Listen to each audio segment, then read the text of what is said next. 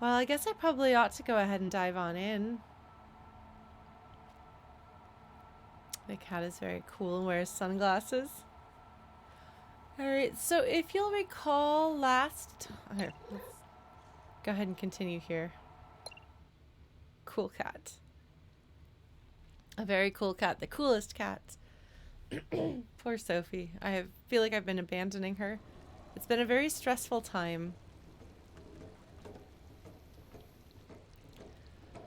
Okay, so we are starting from our last, checkpoint, and I'm clipping through things apparently. So I guess kind of as a reminder, if you'll recall from last time, I got a little bit, a little bit stressed out during the last cat danger sequence and had to kind of set it aside for about 20 minutes while I talked myself down. It remains to be seen whether that will continue to be a problem with this game or not. So I will do my best. It is a stressful time for Lawrence. Next week is Black Friday. I am the marketing department for an online company, so it has been crunch time for me. And so I've been a little stressed out in my everyday life. Plus, I'm trying to hit some deadlines with other things as well. So I don't know for sure how well I'm gonna do today. I really don't. But I'm gonna try my best.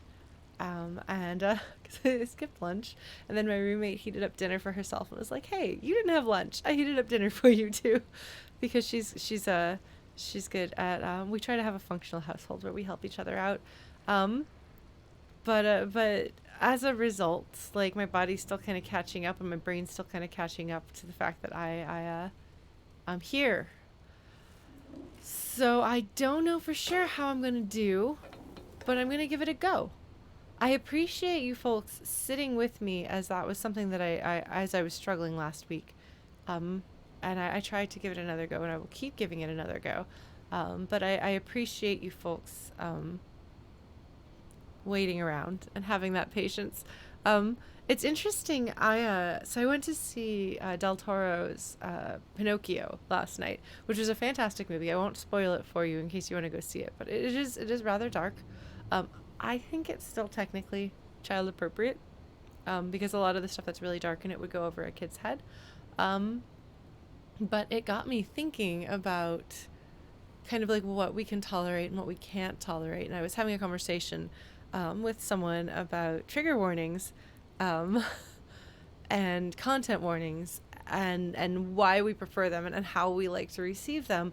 And then as storytellers, how we like to put them in our works so that we can do what's right for the people who are engaging with what we make. And it's got me thinking about this section of this game being really hard. Because, like, I think if I'd known going into Stray that it had, like, intense gameplay segments and that it was a game where cats could be in distress, I don't know that I would have started it. And I don't know that I would have played it. And it may turn out that we can actually get through it just fine all the way until the end from here on out. Um, and so then you'd be like, oh, well, I would have missed out on experience that I might overall really enjoy. At this point, I'm invested enough that I want to keep trying. And it's not necessarily sunk cost fallacy so much as that I do want to know what happens. I want to see if I can get to the rest of the stuff. Um, but one of the downsides of going into things blind is that you don't know what a game is going to be like gameplay wise. And in the case of this game, nobody would have thought to content warning this game for me or for anyone. This isn't really the sort of game that you would really heavily content warning, you know? It just so happens that for me personally, specifically, it pushes some buttons that most people wouldn't have. And most people wouldn't think of, and I wouldn't think of. So that's kind of fascinating to me as a person who engages with stories and who tells stories. You can never know exactly what your audience is going to be bringing to the experience of engaging with your story. And so you're never going to be able to make everything safe for everyone, and that's okay. But but it is, I don't know, it's interesting. So that's just stuff I've been thinking about. Just a bunch of different things I've been thinking about. Um,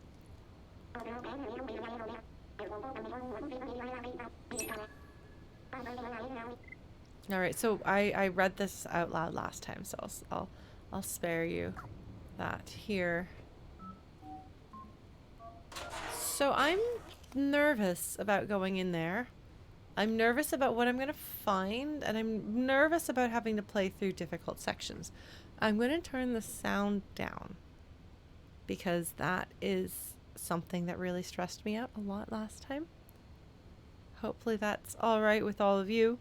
Do we want to go ahead and dive on in and see what happens? I'm going to do my best. That's the jump button. That's the meow button. That's... Oh! Oh, you can center the camera over your shoulder. Sorry if that's really disconcerting for you. By tapping that stick. That's the run button. This is the look at things button. This is the... Oh! The light button. I forgot I had a light button. That seems like a good idea. Okay. Please bring my father back. I wonder actually if having the light... Oh, gosh. He closed the door behind me, did he? It's like, hello, by the way, this is what you're doing. You don't have any say in the matter. You are going forward. And only forward. Alright, well, they're kind of easing me into this. Now the intense music has started up again. Is there anything else I can jump to? No. Doesn't look like it.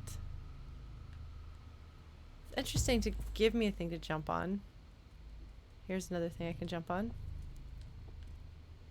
So I think you'll know where there's going to be scary stuff because there's that orange glow. So they give you a little section here to kind of warm you up and ease you into it. We're gonna look around. Wonder if he runs out of, or if they run into, oh, look at that. Run out of batteries. Okay. We're gonna do a remember here. B12 says, look at how huge this wall is. I remember it was a symbol of the division between those in the slums and in Midtown. That and the fact that they kept throwing their garbage down here. What a horrible thing to do. Maybe that's why they failed.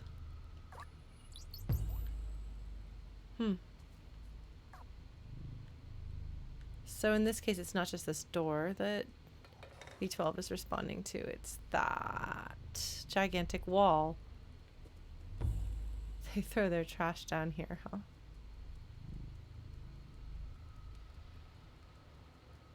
That's pretty terrible, but if you think about it, that's actually exactly, it's exactly what real world modern humans are doing, actually, which is that we're not physically throwing our trash down into like the next section over, but a lot of trash, dead end, here we go. A lot of trash and recycling even, which doesn't actually get recycled a lot of the times, gets shipped off to other countries, to poorer countries. Out of sight, out of mind is very true. And so a lot of, like say Americans and equivalents are able to tell themselves that they're recycling, so it's fine. And they're able to, and they can just kind of like overlook the trash. Because it's not they don't have to see it. They pick up their trash. They don't allow pollution in their area, but the trash is going somewhere and it is affecting other people's lives, and people don't care enough to not throw things away. Now granted, you can't abolish, like you cannot completely, it's very, very hard to completely cut down on trash. As a person living in modern society, it's very, very hard to do away with throwing away trash. You can and should reduce it as much as you can. That's very important because those landfills may not be something that you see, um, but they are there. Well, so shifting the burden to consumers as corporate propaganda is part of it, but also like as consumers, it behooves us to reduce our consumption and our throwing away things as much as we realistically can. Um, and so obviously, some people can do that more than others. If you have a life of relative privilege, you have generally tend to have more choices, more time to make those choices, more time to do things that are not disposable. So if you are in that situation, probably good to spend some of that time trying to figure out how to reduce your consumption. Obviously, people with disabilities may need some like equipment that could become waste, but that's necessary, So I think it's very personal from person to person. Like, how can you reduce your waste? Um, I I shop at thrift stores, try to buy things secondhand as much as I possibly can. Um, there are workshops popping up in a lot of cities to repair things instead of replacing them by throwing them away and getting a new one. No, it's not easy to repair things because the companies that make things have been making it harder and harder and harder to repair things because they want you to be a good consumer and go out and buy a replacement. But a lot of things can be repaired despite despite the efforts of the manufacturers to prevent that. So it's worth looking and seeing if your area has I think they're not called repair workshops. There's like a repair cafe. They've got names kind of like that to look into, and it's very worth looking into because again, you know you're not going to fix all of the problems, but you can make your side of things better. And if enough of us work on making our side of things better, like the world will be a little bit better off. We still, of course, have to apply pressure to corporations and governments and things like that to try to make change on the larger scale of things. But I do think it is good to do what you can to try to cut down on things as an individual. And I think it is important simultaneously to be aware of the fact that even recycling mostly gets dumped. Like a lot of recycling gets thrown away rather than recycled, which is why it's really good to reuse things as much as possible. But like I think it's good to be aware of that and keep that in mind and not hide from that, but also don't dwell on it so much that you become incapable of functioning. You know, don't get so preoccupied with it or racked with guilt that you can't exist. Like you deserve to live and be happy. But I do think it is a good idea to try to be as mindful about living as responsibly as you realistically can. So finding that balance is hard, but I think that's the way to go. So how's that? We're starting off really lighthearted chat. How's that? But I do think it is relevant because like you look at this and you're like, how could they do this? How could they just throw their garbage in these people who don't want their garbage there? And you have this gut reaction of how could they do that? How terrible of them. Without necessarily realizing that we do that. We're doing that right now. We are like most likely the culture that you're part of does exactly that. I think that's that's why I bring it up. Just because it is interesting by putting it in a science fictional situation that is farther removed from our real world exact existence. They're able to get a reaction and let you engage with these things and think about them and learn about them and begin to feel like maybe you could take action and things without necessarily getting defensive or feeling attacked. If somebody showed up on screen and started kind of like yelling at you for, did you know that you dump your trash, whatever, like you would probably not be as receptive to it. But here, as you think about this and you ask about this, and then maybe you learn these other things, like it can be more, people can be more receptive to thinking about solutions if it's in a way that they don't feel attacked by. So yeah, how's that? Let's see. So if we look over here, you can see we've got some buggies. I think I'm probably going to want to like run down this side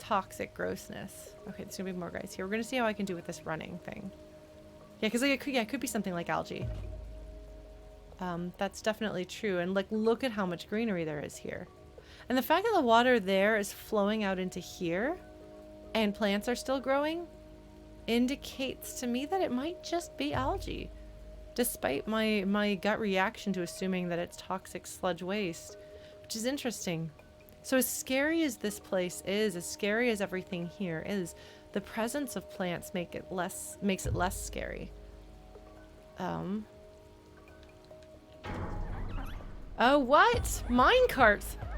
Folks, I have a minecart level. Oh no, kitty! Come on, kitty, kitty. Come on, kitty, kitty. Are you okay? That was a huge fall, says B12. Oh no, my kitty's holding a foot like it hurts. Well, I hope I didn't miss part of the story. But I guess if I did, I can deal with that later. Are you okay? That was a huge fall. Yeah, look at that poor kitty leg. Doc should be nearby. We must be close, B12 says. Oh no! Oh baby! Oh baby. I wonder if you have any control over that cart. It certainly was exciting. So this entire section right here. Oh, Kitty said no to moving. Kitty had to sit down and lick. Are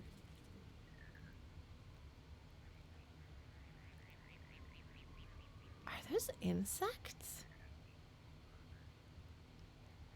Are those? Those sound like insects and frogs and things. Yeah, that was totally a minecart section though, which was very amusing. I would not have figured that this game would have a minecart section. These sound like little living creatures to me. That's fascinating. Yeah, they sound like frogs. I wasn't sure if they were frogs or bugs, but I think they're frogs. Frogs make weird noises, and I have a hard time identifying frog noises. Okay, I don't have a scan button. This is not the game with the scan button. What even is this? Yeah, that definitely sounds like froggies to me. Some more piles of junk. Junkimo, you can knock everything off a table and you can take a nap, so. Yeah, there is something kind of relaxing about this. Because oh my god, I'm impressed the cat can jump with an injured leg, but I guess cats are really durable. Sorry, I'm gonna look at everything. Just because, like, just want to make sure that I don't miss. I don't want to miss any memories that I might uncover. Oh, good, there's more scary stuff up there. But I do really like, this is a nice moment of rest, you know? Like, that's really interesting. And I wouldn't have expected this. Can I go back down there? No, once you get up, you can't go. Oh, wait, I could go back down there. Okay. Okay, sorry, I just want to investigate a little bit, if you'll forgive me. Yes, a self-care break because they know that that was very intense. Now, if the rest of the sections are like that, where they're more running and less whatever the complicated thing was that I had to do last time, I'll be okay. This one was more manageable. Like, I was tense, I was stressed, but I did it. What even is happening here? We've got like a tire, we've got a can of something. This looks like this might be clothing up there.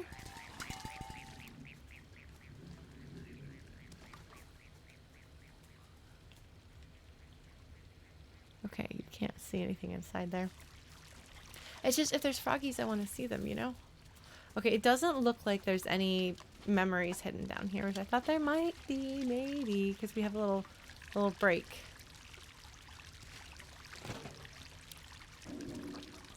Alright, then we'll go back up.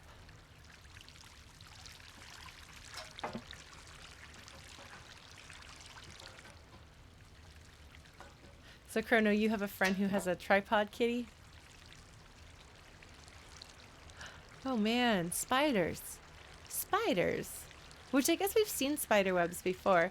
But having to think about like, oh yeah, that means that there are spiders, which means that there are insects for spiders to eat, which, you know, there are living things here.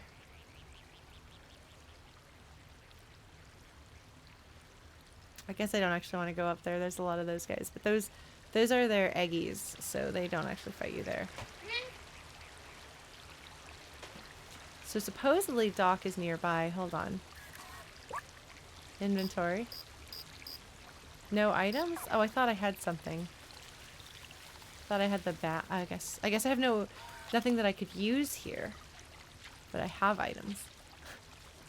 That's cute, Angry Robot. Angry Robot, isn't that the name of a publisher?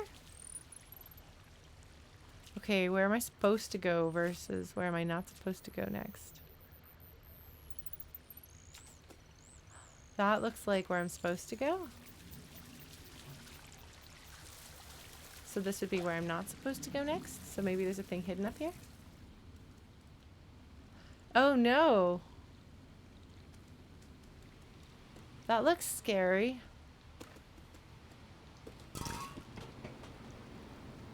Angry Robot, okay. Oh no! That looks like a scary section that I really don't want to do. I'm gonna go the other way. I may regret this. The other way is progression and that way is side story. But I'm gonna go through here. It's not as well telegraphed. There's a robot just chilling here. Are you someone I can talk to? No, you're a memory. Ah. Oh. B12 says, the scientist I used to work for always said he wanted to retire to a little cottage, fishing all day long. Of course, that was not a possibility in the city, and nobody could have done that for at least 100 years. When we get to the outside, what if we found ourselves a little cottage with a harmless fishing rod and a lot of books? I think that's what the scientist would have wanted. But first, we should go find Doc. Oh, look at that. I filled up an entire memory thing, and now I'm gonna curl up adorably. Oh, kitty. Oh, kitty. Kitty's purring.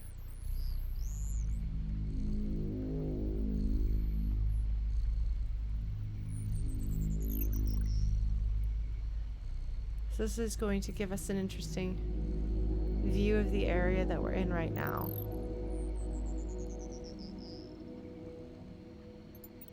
This is really pretty.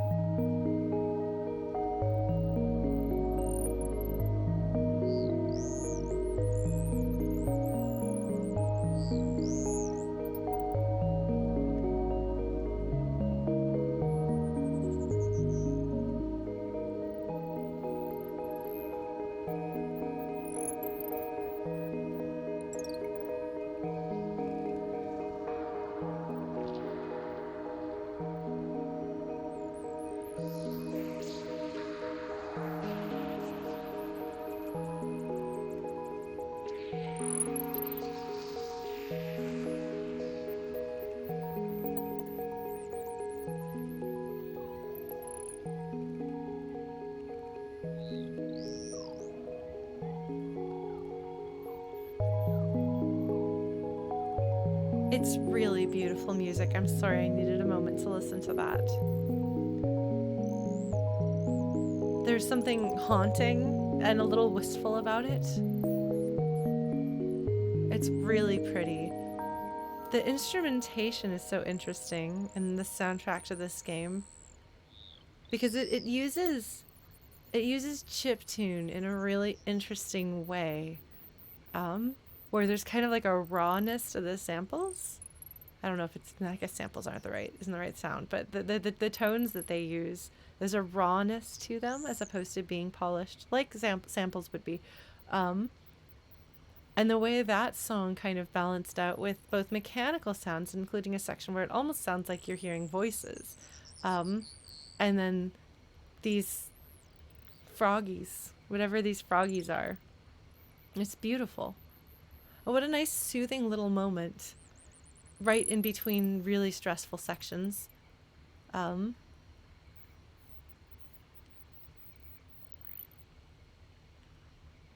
once again, we've got this very, very, very careful and intentional bamboo construction, which I have been informed is, so we've got Ackler. I don't know what that is. It's actually based on real construction methods, which is really, really cool, the level of detail that they have. I'm trying to see what you were reading. The Great Something Shortage. What does that say? The Great Bee... That's not book. I don't know what it is, but it's the Great Something Shortage. But it's the Great Bee Something Shortage. And what's interesting here, this... Oh, that's a statue of the human face, human-looking face. This is the equivalent of a dead body, but it's not as uncomfortable or unsettling as if it were like a skeleton. So it's an interesting decision that they've made to be able to put dead and dying people around us in a way that our brains will not have as negative a reaction to. So it's not as dangerous, like as emotionally scary and hurtful as it could be. This is really interesting to see. They keep having these pictures of outside pinned up around. Got their stuff again made in France. Like, cause somebody made a little cozy home here. With a string of lights. And everything. And then a welcome mat. To dry your feet. I don't know. It's sad and beautiful. I hope that their last moments were peaceful.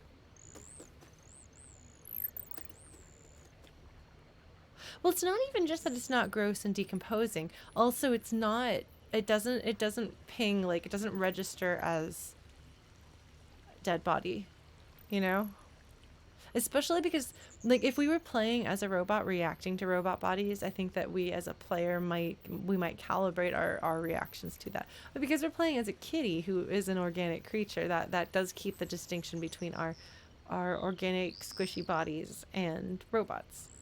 Those little guys are having a time. They're gossiping. Those are some gossiping... What are they? They told me what they're called. They're not Zorks. They're something. I'm never gonna get the name right on those guys. Alright, that was enough soothing Zurks. I was close that time. Alright, what do we got here? There's a lot of scary stuff over there. This looks like this was a bazaar of some sort. It is really sad to see how small the safe region is where our friends are. There's a basketball. You know? Like, how much is there beyond... See, there's no greenery there. I wonder whether the Zurks take over where greenery has been and they eat that too.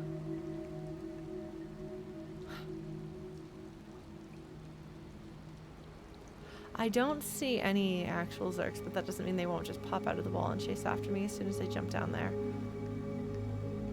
But to think of the number of robots, of people who did not survive and the amount of space that there was for them. And it's still so murky. It's still so foggy. Well, we don't know if it is fog. We don't know if that's smog, if that's pollution of some sort. But visibility isn't great. I don't know. Yeah, so we've got this green stuff growing. That's lovely. See, there's a few patches of this stuff, and I wonder if it'll become like that. And it glows, so I don't know. I thought that the Zurks were robot-y things, but they might be more like organic, bacterial something. Okay, this is definitely somebody's shop. It is interesting that it's been a long time, and yet a lot of this stuff hasn't decomposed. You know? Like, I know that plastic is going to take a good long while. Somebody's got power going across there. This is, I think, a couple of power cables. So you can kind of feel like the buzz as you walk over it. Okay. Yeah, that looks really scary. I don't know that I want to go there yet. Wonder if this is where Doc went to kill them. I wonder whether Doc was able to kill a bunch of them, and that's why there's this section that has no Zurks.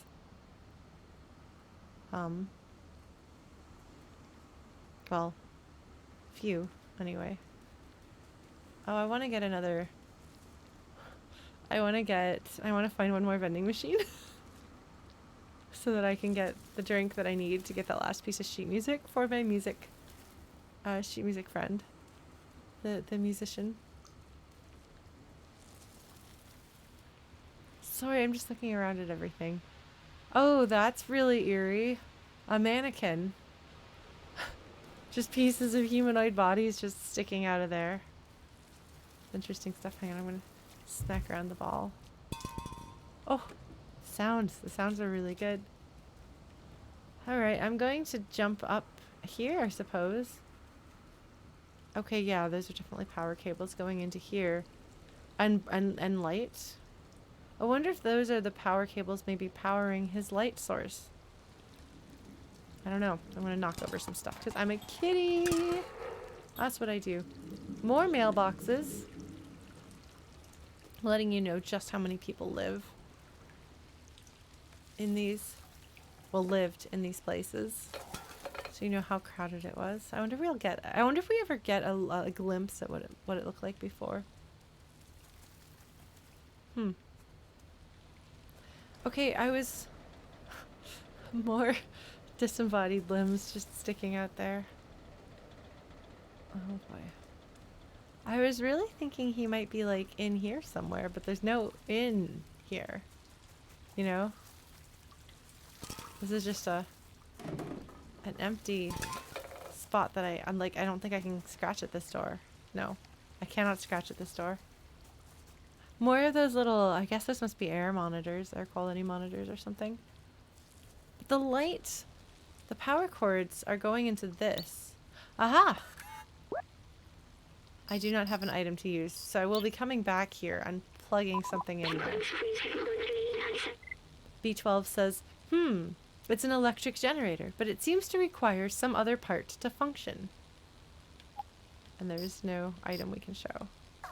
Okay. Indeed, a cat. Okay, so there is a thing to do here, and that power cord is significant. Alright, B12, tell me what to do. Apparently Doc is hiding somewhere in this area. We need to find him. Alright, B12.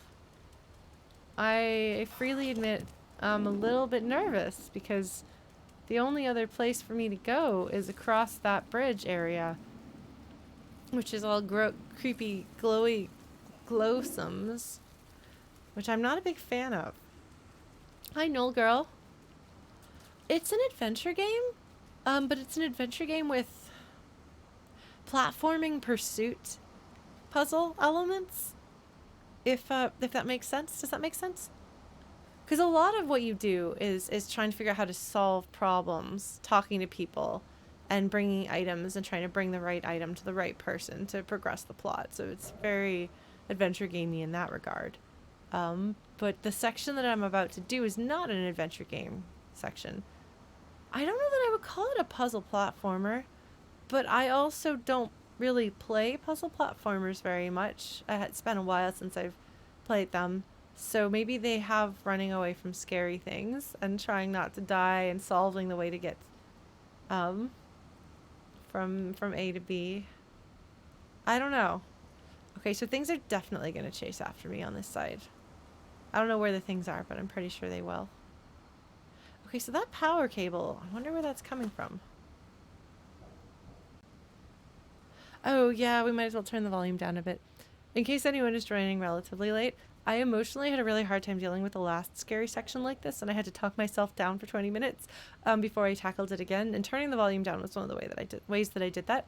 So I'm going to try my best now, but we did okay with the run section. We had a run section today we did okay with. So when we get to creepy, scary hardness...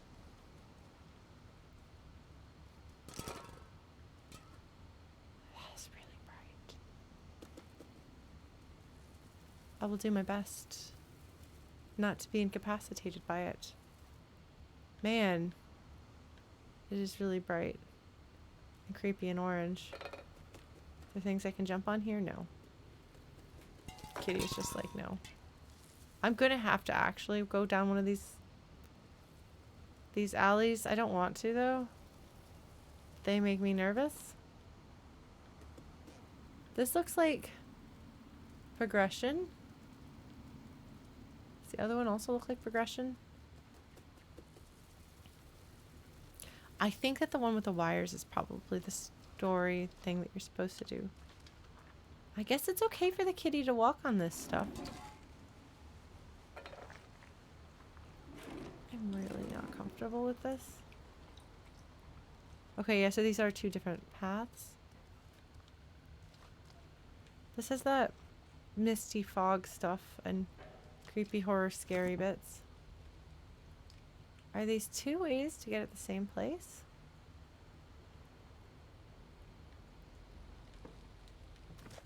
Hold on, we're gonna go and look at the other side. Just to see. Because they will absolutely hide memories down side paths.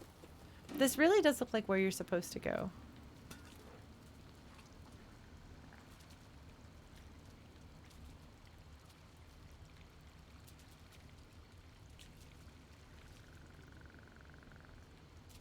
Can I scratch at this door? No. Sometimes you can scratch at doors.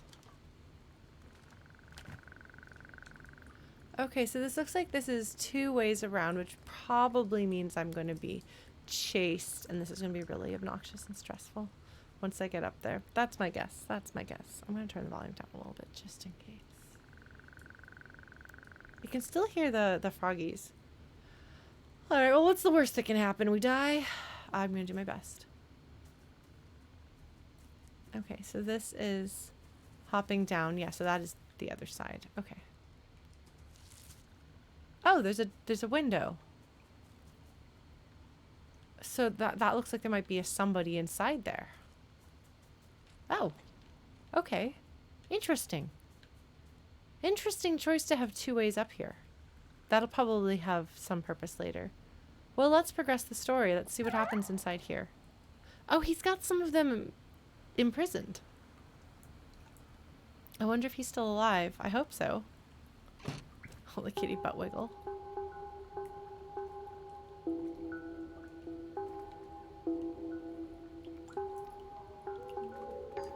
Okay, so he's got a lot of cages. He's not very good at darts. And admittedly, he's not just throwing darts. He's throwing screwdrivers and knives. Those are not darts. The darts themselves, some of them went into the dartboard, but I'm very amused by the screwdrivers. You have to throw a screwdriver really hard to get it to stick in a wall, I think. Then again, I guess if you're a robot, you can have the strength to do so. Alright, B12, translate some of what we're seeing.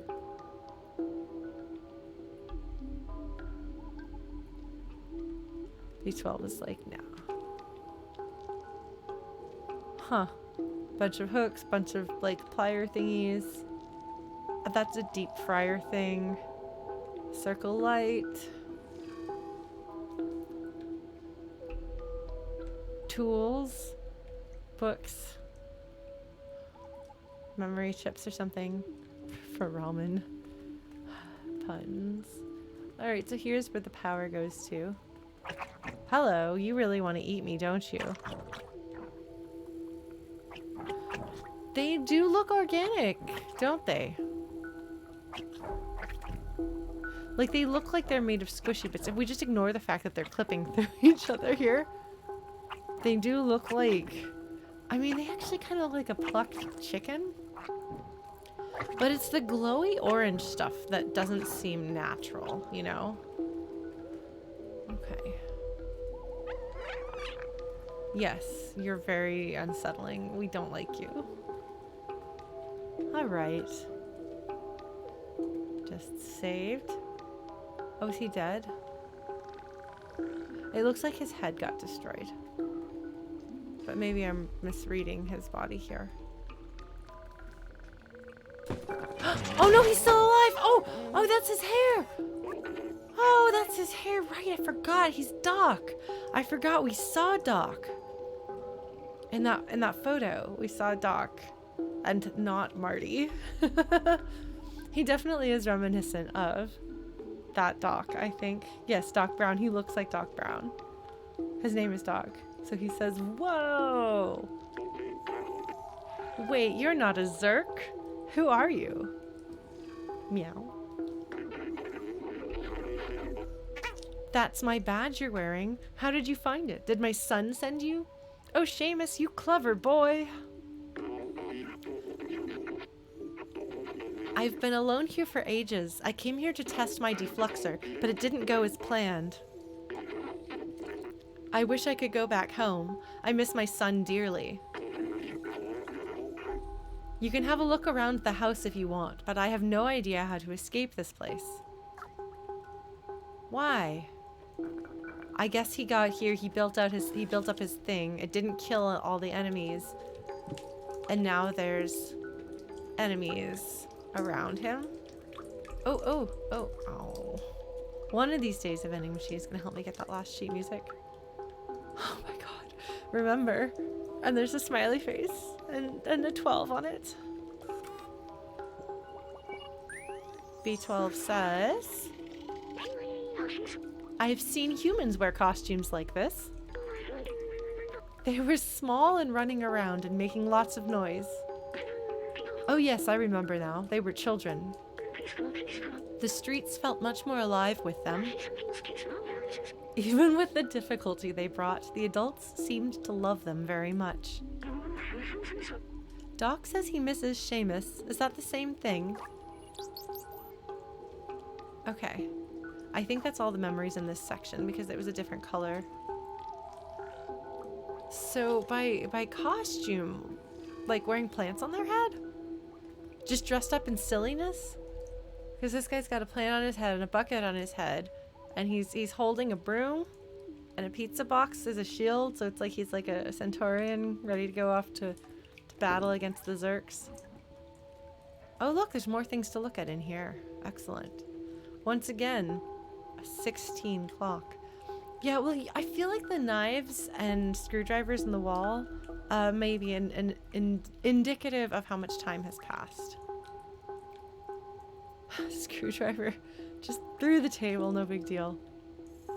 Alright, let us, scratch the table. Or scratch the wall. Yes, the clocks all go to 16 in this game, except for one. There was one that didn't. Which is very interesting. I'm not sure what the significance of that is. I don't know any measuring system that goes to 16. I wonder if you can put tapes in there, because there's these tape players. You don't seem to be able to do anything. Newspapers. Oh yeah, let's jump onto some books. Hopefully not knock the stacks of books over. Where can I jump to from here that I couldn't jump to from elsewhere? Either that or jumping on this, or jumping off of this is going to knock it aside, yeah. Well, hopefully that was not the wrong thing to do and I didn't permanently lose my ability to jump onto something else. Which is something I worry about. Because I'm pretty sure that happened elsewhere. It's funny, Doc is like, what are you doing?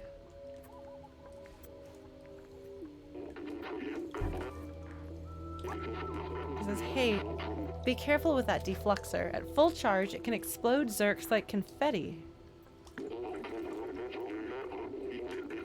This baby needs 1.21 gigawatts to work, and the only thing around here with that kind of juice is the generator outside the house. The problem is that it won't start. I think a fuse blew.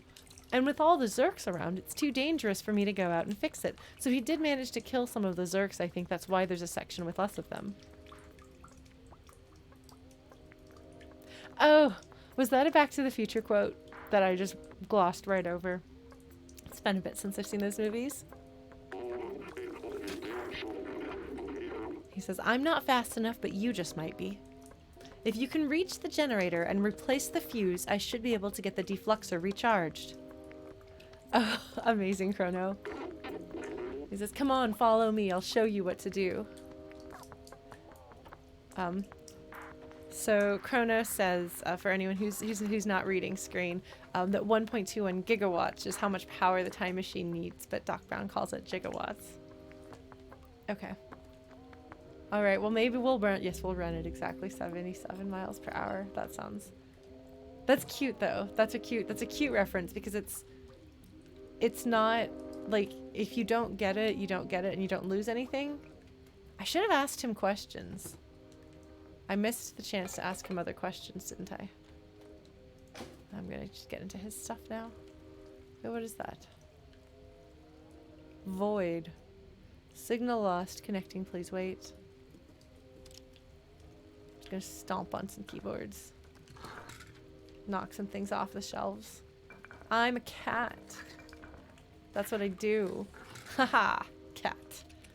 Cat, cat. Hmm.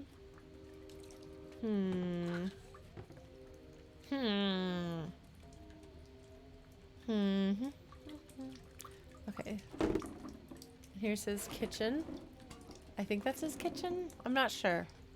I guess they don't really need to eat, so kitchens are optional. Alright. Doc, where did you get... Wait, is this a radiator? That's a radiator. I don't recall noticing... Did I notice radiators in the previous place? I'm not sure I did. Can I jump onto here? Can I jump up anywhere? I'm not sure that I can.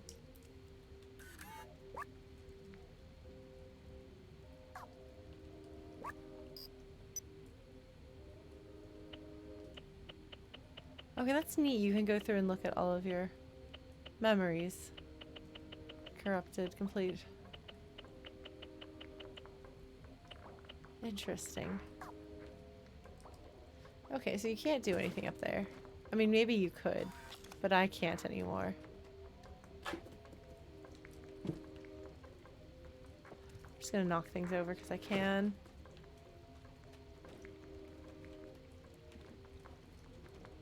I bet that I'm going to have wrecked something by doing that. Alright, let's keep going. Find where Doc is. Hello, Doc. Doc says, here, take this fuse. It's brand new.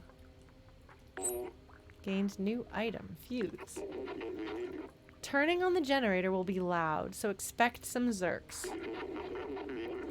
Once you fix the generator, I should be able to charge and kickstart the Defluxxor.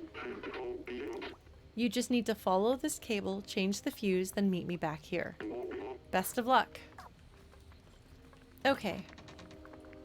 So that... I'm glad I investigated that area already. The cable is definitely noticeable because it is... I had noticed it before. It cued me into the fact that there was something significant going on there. Yeah, everybody's had a really high expectation of this cat. It is very strange. It is very interesting. The cat is able to interact with things a lot. You know? Like, I'm impressed with what the cat can do. Oh, look at that. That's a safe zone. And then it's got an X through the Zurk. Okay. So that was a sign indicating that there was a safe zone, but now it's being used for target practice. Hit the Zurk. Except we didn't really hit the Zurk very well. Oh well. Okay, so this is going to be intense, but they did warn me that this was coming. And I've looked around to the area, and I know that there's 2 entrances back, like up here, depending on like how things go. I can lead the guys one way and then go around a merry circle and go the other way or something like that if I need to. It's a relatively short distance to get here, fortunately. So hopefully this won't be too bad. Let's see how it goes, shall we? Okay, so they won't be Zurks while you first go around there. It won't be till you make the noise. Okay. But yeah, so see there's 2 sides that we could go up. And they're both going to be pretty haunted, probably. But we got options. I don't like this. The kitty doesn't like this either. Okay, so we've got these 2 ways to go. And out here we have... I don't think there's anything I can jump to there. Yeah, so it's basically going to be, like, they're all going to come rushing me when I plug the thing in over there. So I'm going to want to run here and then go around either one of these sides. And I'm not sure which side. Like, this one is more orange? I think... This is the run button. And this one has stairs. I think I want to take the right. I think I want to do this way. Because then this one doesn't have stairs. You just run in here. And then you jump. And then you get through. Okay. I think that's going to be the way to go. I think taking this path, which is the path on the right, I think is going to be better. I think that's going to be less annoying. Let's give it a go, shall we? See how it does. I don't think there's anywhere else I can jump to here. Yeah, they've got all this, no birds. Things. Okay. God, there's just so much junk. And like this, I don't know what that is. It's screwdrivers on top. Screwdrivers affixed to barbed wire? Is that like trying to keep something from like landing on it? I don't know.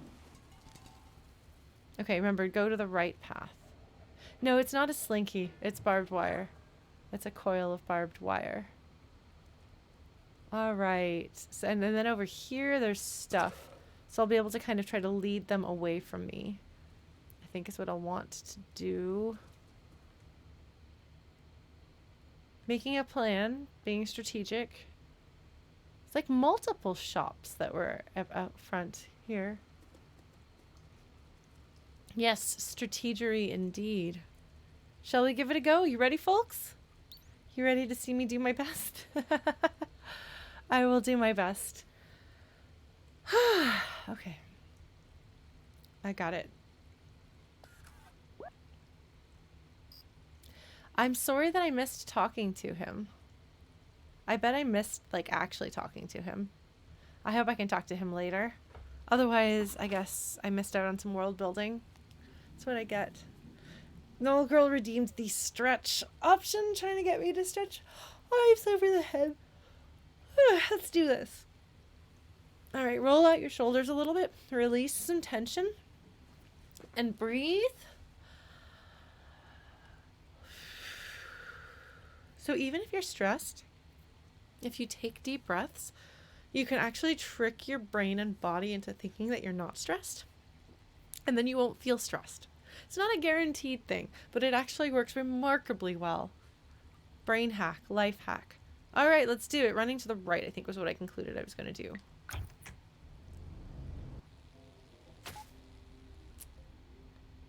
All right, Doc.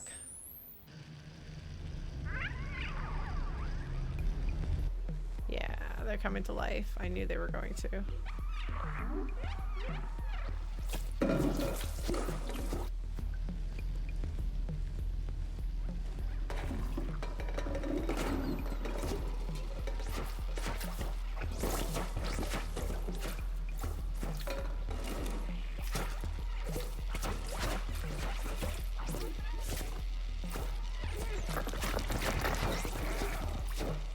Okay.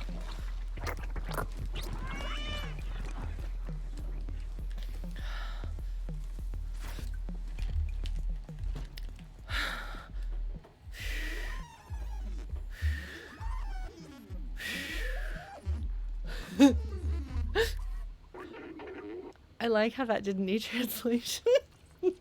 He just makes a bunch of happy little beeps and does a little bit of fist pumping. Yeah, no, honestly though, it did help. Like mentally as well, like partly because I was prepared for it and I knew what to expect and I'd made a plan that I could follow. But also once I realized that like he was like shooting the enemies, it made it feel less scary. Oh, thank you for subscribing, Nevermore. What's the significance of the 42, if you don't mind my asking?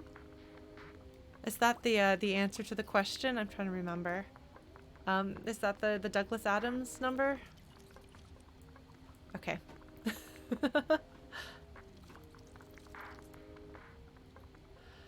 Whew.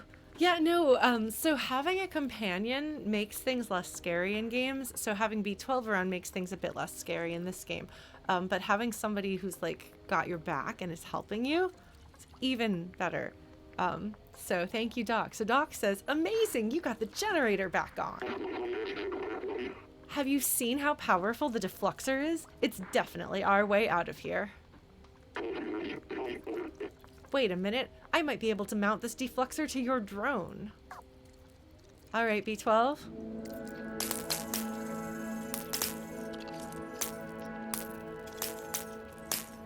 Okay, that actually changes things. Oh, so cute. They're so cute. Doc says, it worked! The Defluxxor is now installed on your fancy drone there. It's not meant to run off such a small power source. If you use it too much, it could malfunction. Just remember, it's dangerous. Now let's go back to the village. I'm coming home, son. I want to talk to you about things. I hope I can talk to you about things in general.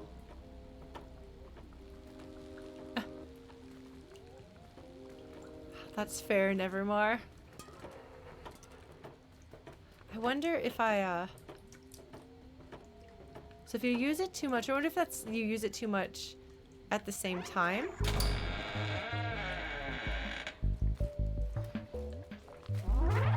Or if that's you use it too much.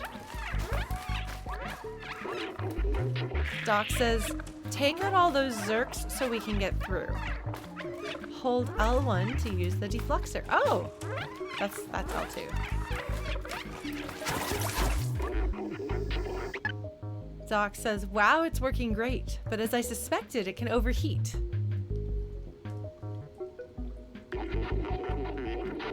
Let it cool for a bit when that happens. I hope it will last until we reach the village. Okay, so I'm gonna have to be very careful with how I use it. Just double checking that there's not like a secret. But I don't think there are any secrets. Okay.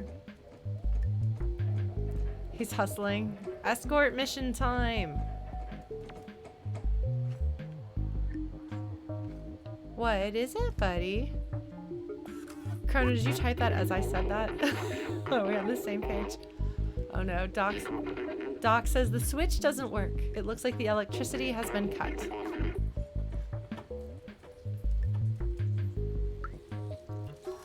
Talk with Doc.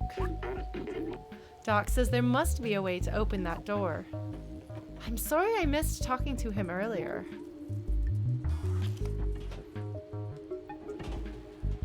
Oh my god.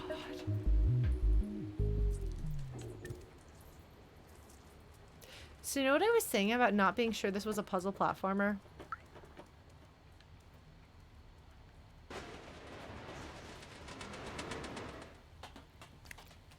I've played a video game or two before, so I know how to solve this kind of puzzle.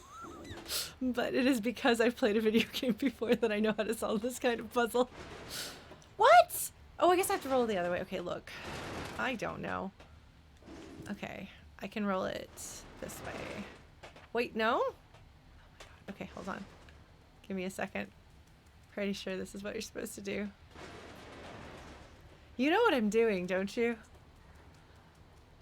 If you haven't played a video game before, unless they've set this up so that that isn't how it works. But it looks, yeah, okay. I did this in a Zelda game. Twilight Princess had something similar to this. The Yeti. That was Twilight Princess, right? You can't run faster with this. Okay.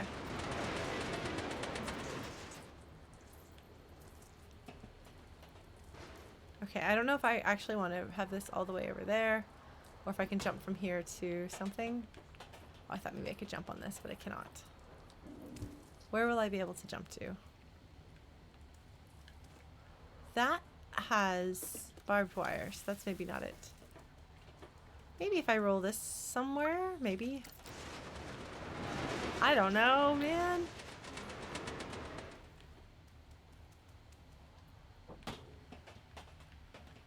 Okay, well that does not appear to be it. We're gonna keep trying. Oops. Oh, I want to get into that creepy little... I mean, I don't want to, but I'm going to get into that creepy little thing. But hey, I'm armed now. So that helps. I don't know if... I assume that it has like a time limit that you can use it at one go. But I also kind of wonder whether that's also going to be used for plot convenience whenever they want to take it away from you. It's an emergency spot.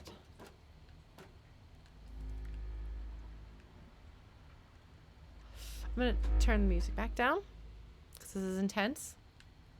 So it's a little L button that I want to use. Where the heck am I? That's some cardboard and stuff. Can I jump on that?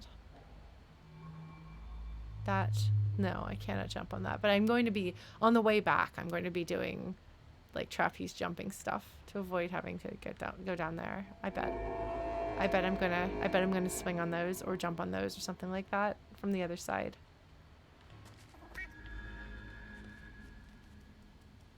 Hold on, we're gonna investigate first. When in doubt, always investigate. I don't think there's much to investigate. But the music is like, hey, what if this was ominous? And I'm like, cool. I do love ominous. Okay. So there's not a way to get back up there easily. So I'm going to pull that switch and it's probably going to open this door and probably Zurks are going to come pouring out. And then I'm going to have to go through that door. Those are lights.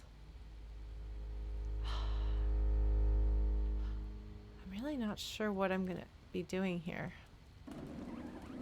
You can hear them, can't you? You can hear them. They're there. Alright, well I guess I better get this over with, huh? This is going to probably connect the power for him, but I'm going to try not to die. Okay.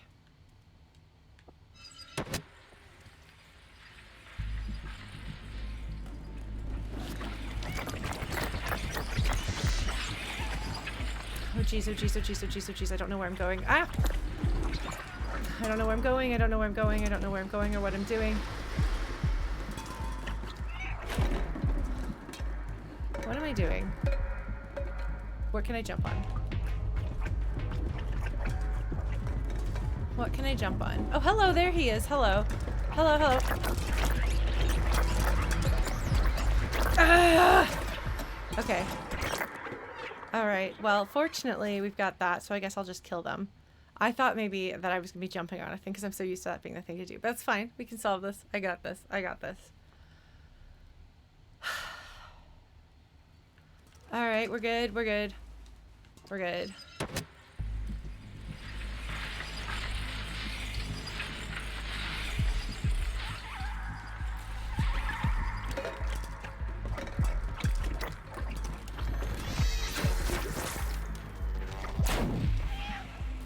Okay. Okay, so now it's got to charge. Oops.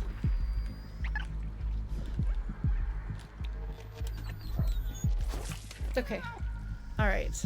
Okay, yes. Oh, shoot.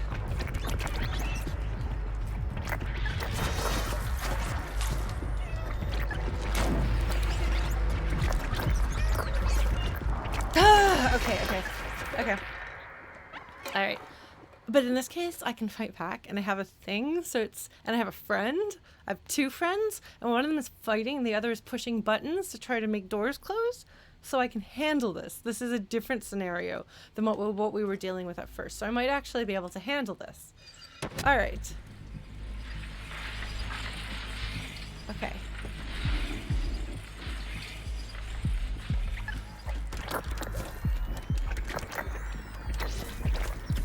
Okay, okay. Trying to figure out what to do. Alright. I will eventually figure this out. I apologize in advance that I'm going to be dying a bunch in the process of trying to figure out how to play this game. But hopefully you will all forgive me for that. Oh man, okay. I did best the first time around, so I think avoiding them and then trying to like get them all in one go.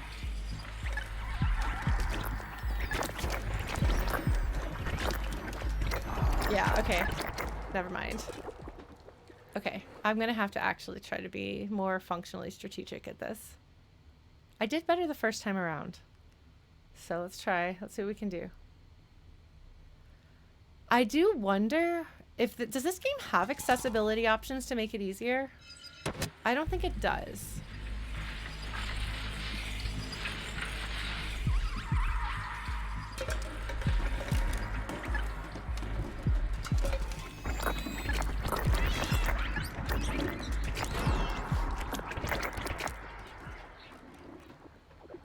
All right. I feel like we should have a death counter at this point to both relieve the pressure, making it a kind of like a funnier experience, perhaps, and also perhaps to reinforce why I won't actually be recommending this game to practically anyone. It's weird.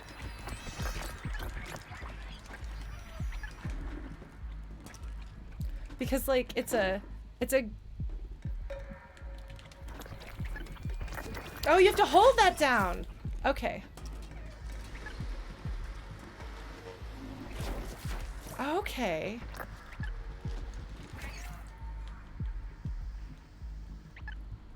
Oh, shoot, oh, shoot.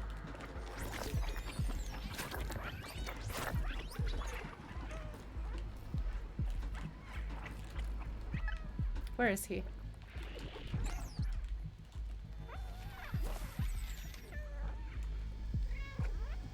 Where's my friend?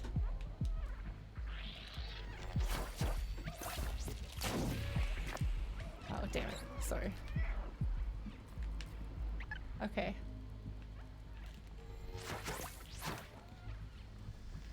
Oh, hold on. Is he in trouble? Oops.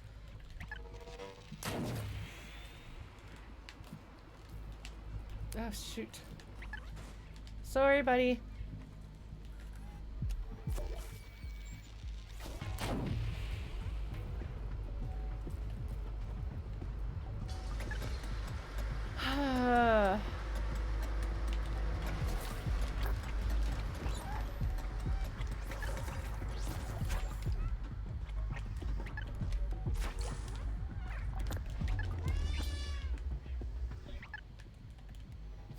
Okay. Okay. We got it. Okay. Doc says, phew, that was close. Let's go back home. You can hear more of them out there.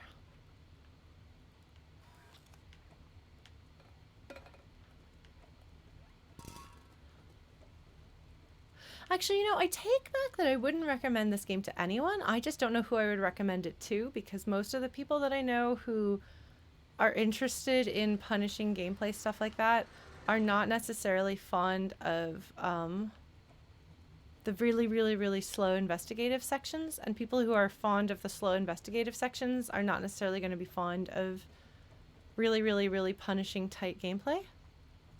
So I certainly can't recommend it to any of my friends that are fans of traditional old school adventure games. I don't know. I think the ultimate conclusion I'm going to come to is that I actually really dislike playing this game, but I like the game anyway. Oh, I'm reuniting them! Oh my gosh.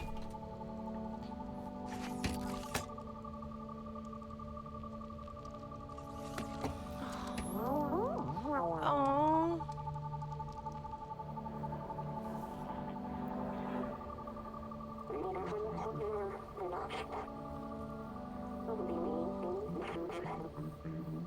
Huh. The Guardian. So cool looking. Alright, the Guardian says, "Thank you for saving Doc, little friend. It's great to see that Seamus is no longer alone. They do not believe in using commas before a direct address. You should use a comma before a direct address. It's grammatically correct and it clarifies your statements." Look, I am what I am. The Guardian says, "Now we know that we can fight back against the Zurks. Momo has been waiting for you by the sewers."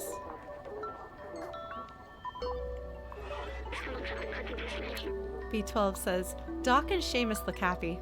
I think we did a good thing together." I'm going to talk to the Guardian. Guardian says, "Momo, we'll meet you at the sewers to help you with the rest of your journey." I have no more items to show anyone. I'm going to talk with everybody. Billy says, "So you survived the Zurks after all.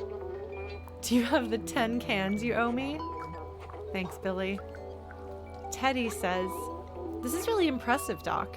Nobody had survived that long in the dead city." Rosie says, "Oh, and did you meet that weird orange creature walking around? You must see him walking around." I think that's me. I think I'm the weird orange creature. Let's talk to Seamus. Seamus says, "Yeah, sure. I'm so happy he's back." Oh. And then meet, because I didn't talk to him earlier. I should have. Doc says, "Hi, Teddy. What's up, Rosie? Oh, Billy. Do you know my son Seamus? It's thanks to him that I came back from that damn place." Well, and me. Doc says, "And my fellow outsiders? Did they find a way out yet?" Seamus says, "Can we go home now, Dad?" Rosie says, oh, still talking about the weird orange creature. That's me. Okay. Hello. Joxy says, "Oh, yeah, look at all the great stuff that falls into our trash. Go visit the Barterman." I would love to visit the Barterman. I want to get that last piece of sheet music. And I don't know that I can. Hello, Joris. Anything new? Oh, okay. Come to think of it, I think I can hear crickets here. Johan. So I guess I'm going to be leaving this village behind and not coming back, from the sounds of it, to continue the rest of your journey. Hi, Barterman. I really want the sheet music and I can't get it. I don't have a thing to trade for it, Barterman. I'm sorry, Barterman. Hello, Lito. Fins. Was there something else here that I could interact with? I really want to get that last sheet music because I like the musician. I want to make the musician happy. I'm just gonna jump on things. I'm sad that I must have missed something.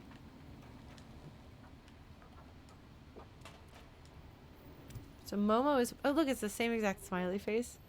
Momo is waiting for me by the sewers. Let's talk to these friends here. Okay, yeah. The Guardian is the only one who can open this door. But isn't this the door that we went through before? The Guardian wasn't the only one who opened this door. This door was... Ah, so there's a sign saying it's not the safe zone. Because that was where Seamus led us through, right? I never did figure out what was going on with the guy who walks around in circles. human personnel only. But if the robots are perfectly docile and obedient and polite and only do what they're told, then why would it be a concern? Huh. Has this bucket always been there? You need another bucket, sir. There's another leak. Hello, friend. What's up, Jacob? You new around here. What can I do for you? I got nothing to show you. I'm all out of stuff. Jacob, how do I find the last sheet music, Jacob? Jacob does not have an answer for me. I think I've got no choice but to progress the story. Because I've got no idea how to get the last sheet. Or if it's like a you can't get everything in one playthrough kind of experience, which may very well be the case. But I'm gonna go in here and just look at like the easy stuff. The places that I can easily get to just in case. Now the drinks that I used for bartering last time, they were all in vending machines, which indicates to me that I am looking for a vending machine. But I think I've already gotten all of the vending machines that I could access. So I don't know. I don't know, man. Alright, here we are back in Seamus and Doc's place. Man. Those little creepy guys. I wonder if I translate. Zurks are no longer under control. Let's see. I wonder if can I no, wrong button. Wrong button. Something tells me we are finally leaving the slums for good. Let's join Momo's at the sewers when we're ready. Okay, so that doesn't kill them. There. Because they're behind glass. They're dead. Already. I wonder, because I'm going to have to be careful with that. What did we say this? Looking for any sheet music to add some ambience. Yes, Marusk, I've gotten your sheet music. The one other thing that I haven't done is there was the door that the Guardian was looking for someone to watch over, right? But I never did that. So Momo is by the sewers. Hello. Hello, musician. I'm sorry I have failed you. Oh, goodness. Well, this is... Hello. You are new. Oh. Benzoo says, Momo is waiting for you on his boat. You can join him, but have you done everything you wanted in here? Because I'll close the door behind you. Don't want any Zurks coming through. Okay. Interesting. Momo has a boat, huh? To go through the sewers, huh? I thought I was going to use the poncho for the sewers, but I did not, in fact. I'm not sure what else there is to do because you don't... A game that truly rewarded you for talking to everyone would have goodbye dialogue, so you'd want to go around and say goodbye to everybody. But this is not that kind of a game, which is kind of unfortunate because it's a charming, like they have charming cast, but the writing is not their greatest strength, and I don't think that that's their great interest. I don't know. It's an interesting game because feels like it's a combination of multiple things. I will say I think I saw it nominated for best. Like it was in the running for best narrative, and as cool and interesting as the exploration of it is, I don't think that I would put it for that. But I am glad that little games like this get love. Hello, why won't you talk to me? What are you up to, buddy? You look awfully suspicious. You know that, right? You know that you look suspicious. There's no remaining... Yeah, that's so creepy sounding. And I slow down when I walk around here. It's like the cat is just like, this is bad news. I don't think I can get to, any other vending machines, so I think we're gonna have to go on. Alright, well, we're gonna go on. And I apologize for if I'm really negative, about this game. Um, I just, has this team made any other games before? Like full, complete games like this? Because the way that the gameplay works when you go out, when you're in combat or running away, um, the way that it works, it kind of has a certain janky feel to it that reminds me of one of my friends in Austin, led a game design program at a university. And I play tested a lot of her student games for several years. Like, so every semester I would play test all of the student games. She would have her friends come in. And it was really a fun and cool and interesting experience that got me thinking about some of the challenges of game design. And it was fun because if they had a narrative focused game, then I could talk to them about narrative, because that's something that I have a lot of interest and some experience with. Obviously, game narratives are not exactly the same as like fiction narratives, which is what my training is in, but I've done a lot of thinking in playing game narratives. But there was a certain lack of finesse and polish and fun, and sometimes the right answer in their gameplay was to make it either easy or short so that you can get through it as fast as possible. Like basically so that, because they didn't know how to design something that was good and playable and fun and fully functional, because they were students, they weren't even all people with like programming backgrounds or game design backgrounds. Like I think that some of them, I mean, some of them were in the game design program, but some of them in her classes, like they weren't. And so it's not, no shade on them for not knowing how to design well balanced, fun, non-punishing, enjoyable game loops. But it was a noticeable thing, and you can't just have them go, like you can't just be like, okay, well you just need to do this better.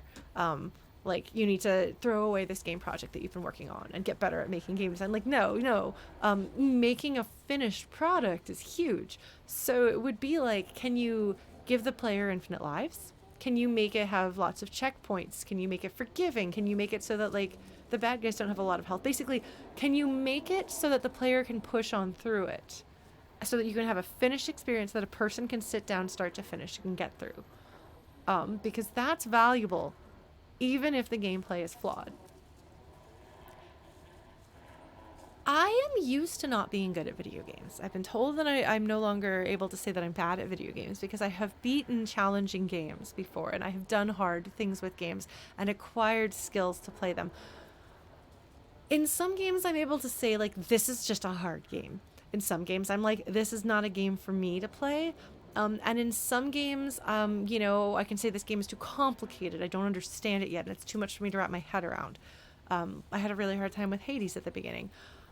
I'm going to say right now, and it makes sense if this is this team's first full shipped game, that their difficult gameplay sections, and honestly some of the traversing around the area here trying to find where you're supposed to go next, I would say that's tighter in design, but there's still sections where I'm like, I don't know what I'm supposed to do, so I guess I'm going to walk around in circles for 15 minutes. I would say that it's much less polished and much less skilled than most games that I encounter. This is a problem that I had when I played Wandersong, actually, which I really enjoyed. I would say I loved Wandersong a lot more than I suspect I'm going to love this game. I think I'm going to overall enjoy this narrative and the cat, and they put so much love and care into their cat design and bringing the cat to life, and that really is a strength of this game. Wandersong I really, really loved, but Wandersong had several game-breakingly difficult sections that required precision platforming. My roommate was playing the game and stopped playing the game, and she said there was a section she just couldn't get past. I was like, okay, well, there's 3 spots I can think of, and it's one of those. And she told me, and I was like, oh, that's one of them. There are 2 more coming up. Be careful. And it's not intentional. Wandersong should never be a difficult game. The intent of Wandersong isn't to challenge you and force you to balance or to develop the skills and memorize the levels and achieve platform precision perfection. Wandersong's difficult puzzling or difficult platforming is bad design. Just plain and simple, that's a mistake. They did not sufficiently test their game with people who are not good at playing that kind of, like, the precision platformer. So they didn't. So they might have been able to do it, but they didn't calibrate it for the players that might choose to play Wandersong, a narrative-based game, but not a regular precision platformer. Because Wandersong isn't a precision platformer, so it's not billed as a precision platformer. And most of the time, it isn't a precision platformer, but every so often it is. And you can tell that the game developer is not experienced with making that kind of game because it feels janky. The controls don't fully make sense when you have to platform around. And most of the time, it's not hard, so it doesn't really matter that the platforming is janky in it. But unfortunately, in a few places it does. And that's a problem. And I hope that the Wandersong developer never makes anything with precision platforming ever again. But I'm really looking forward to playing Chicory, which I think is a different gameplay style. In the case of these folks, they had a really cool and interesting idea. And the stuff that I was struggling with last time was largely my stress, was contributing to it. Because here, if you'll notice, I wasn't stressed in that section really, but I got annoyed. And it's funny because I usually bring a degree of humility to games and assume that if I'm dying a lot, it's because I'm not a good player. So it's possible that my brain has gotten broken by not being terrible at video games anymore. And now I start assuming that I can do things well. But I feel like what it is that it's jankily built. And so as somebody who's not great at video games and who doesn't learn games intuitively, games are almost never intuitive for me. There's something about the way that this one plays that is super unintuitive for me. And I didn't get a chance to learn how it plays. And like, okay, so now I know that, it seemed like my cat was just running even when I wasn't steering the cat when I had the run button on, which actually doesn't seem to be the case. I don't know what was happening there. Also learning that you have to hold that button. So you click it to turn on the light and you hold it to do that. Like, I should have maybe practiced with that. Maybe there was an opportunity to practice that I missed. But those are things that are fundamental to understanding how the game works. And because it's not expertly designed, it doesn't feel smooth enough to smooth over some of these. So I'm sorry, I feel like I don't usually wind up criticizing games. And I'm not a game designer. And so I certainly couldn't make this better. And obviously a lot of people have loved this game and I'm very glad for it. So maybe for most players that's not a problem. But like, I don't know, man. I don't know. I'm gonna turn my heater off if you'll give me just a second. Like, it's a good game. It is a good game. It has a lot going for it. But I don't think it's quite there. Like, it still feels both in the storytelling and in the gameplay. It feels a bit too much like a student project for me to fall in love with it. So, maybe I'm biased because I've played a lot of truly extraordinary games lately that achieved incredible, like unattainable levels of success. But I do like this game and I am going to continue playing it for a while. But weirdly, I thought when I first started it that this was going to be an incredibly Lauren game, but it's not. So that's a very interesting experience for me. All right. Like another difficulty that it has, which is something again that I associate with my friends' students' games, is the incredibly superficial interactions with people and the awkwardness of the dialogue. It's still very charming and I like it, but once I realized just how little you can interact with anyone or talk to anyone, it's a little disheartening. But this is something where I would say I would love to see what this team makes once they get more experience under their belts, take what they've learned from this and hopefully improve in both the narrative and game design aspects. I think that they've got a lot of really clever and interesting ideas in here. And a lot of charm coming through too. I just think this is an extremely flawed product that it resulted in, which is interesting. I think this might be the first time I've been really critical of a game that I've played in a few years. I'm not sure. I've only rage quit one game on stream, which was also a janky indie mess that thought it had a great narrative, but in that case it had a terrible narrative. Yeah, I don't know. All right, I don't think we're going to be able to get the sheet music thing, and I don't think that I'm going to be able to figure it out. So I think I'm going to continue onward and just assume that that is not a thing I can do this time around. Yeah, there's the door. But I can choose chapters, so the music changes very gracefully. It's interesting that this was the sewers. I think we're going to the sewers. This was not the sewers. This was a subway. I'm pretty sure this was a subway. Because it's like an underground passageway with all these like little shops and cafes and things on either side.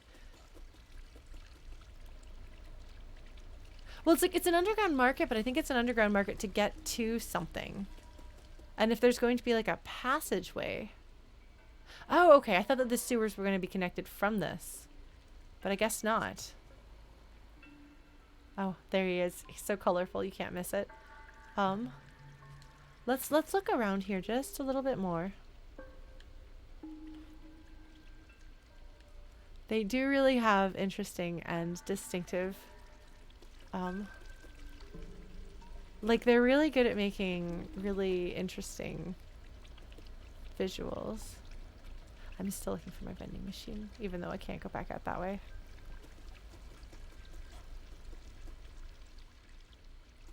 Okay, well, I'm not gonna get my vending machine.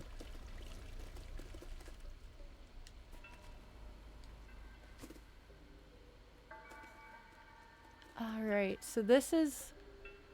Because they called this the sewers.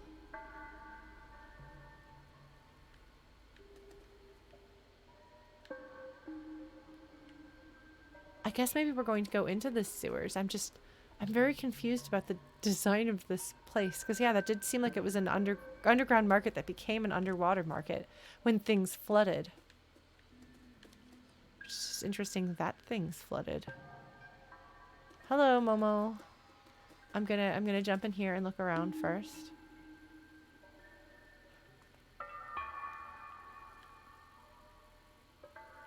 Okay, so that's something of the world. And only humans can go in. It's open 7 days a week, 24 hours a day. So not on the 16-hour day. What is that second word again? B-O-U-T. What does that mean in French? Because it's the something of the world. And I don't know what that... I don't remember that one if I knew that one. I can get the rest of it. 600 meters. The end. Oh, it's called the end of the world? Huh. That's cute. That's cute. Very nice. There's a lot of computer things around. Storm shelter. In case it rains. Why would it rain inside? Hold on, we gotta investigate. Just in case there's a memory or something. I don't think there are memories here, but just in case. Is there a thing can I jump to this? What happens if I jump to this? Nothing, okay. The game is, in fact, I believe, made by a French studio. So there's apparently little things in French periodically. And they have a made in France stickers. Oh, I'm sorry, Momo. I did not mean to jump onto your boat. This is the sewers we're going into, okay.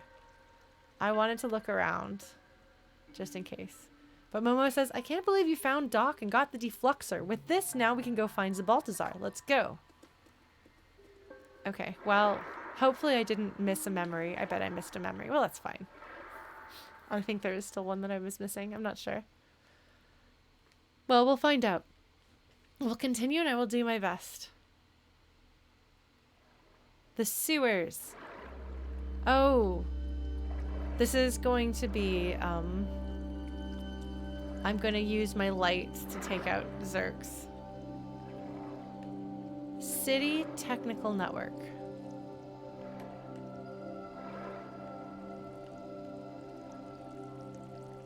Yeah, I'm thinking rail shooter time.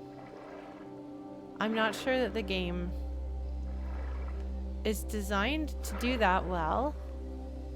And I'm not sure if the game is forgiving enough to be okay doing a thing that it's not designed to do well.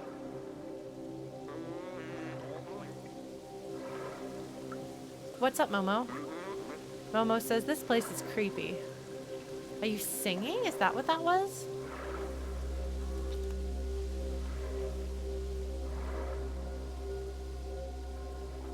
This does at least actually look like this is sewers. Yeah, okay, all Momo says is this place is creepy. Alright, Momo, how are we gonna open this door?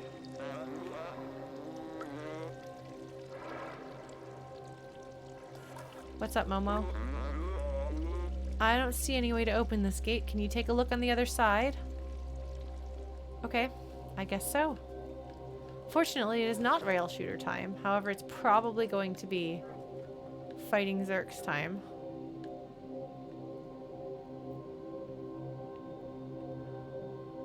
Well, that's new.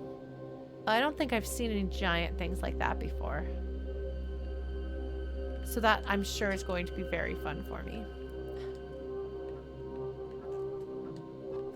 Alright. Can I jump this way? No.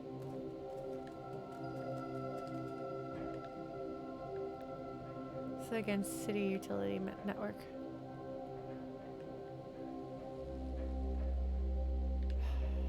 Facehuggery things.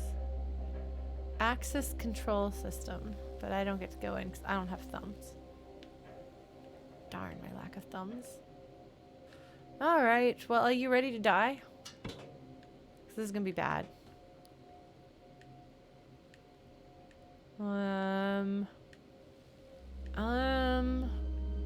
It's a little button. Oh, there's a thing to flip. Okay.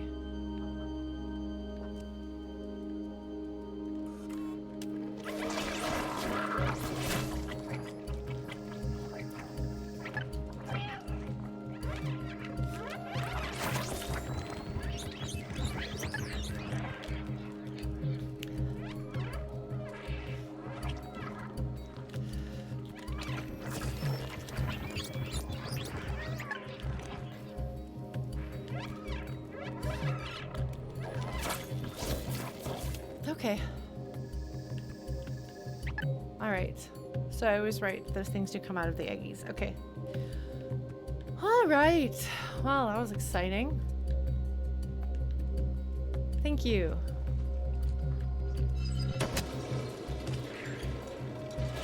Momo, I hope you appreciate the fact that I'm... Do I jump?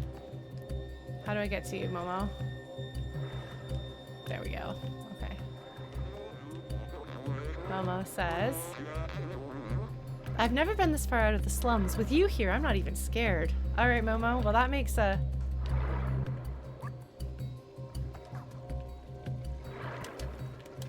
Okay. That makes one of us who's not scared.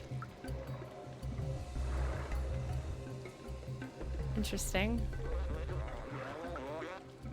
What? Okay. Like, I keep thinking that Momo is making that noise for a reason. Alright, I don't know where we're going, Momo.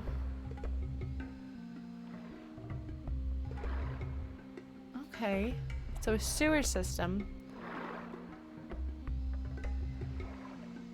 Oh, we're gonna meet the other outsiders here, aren't we?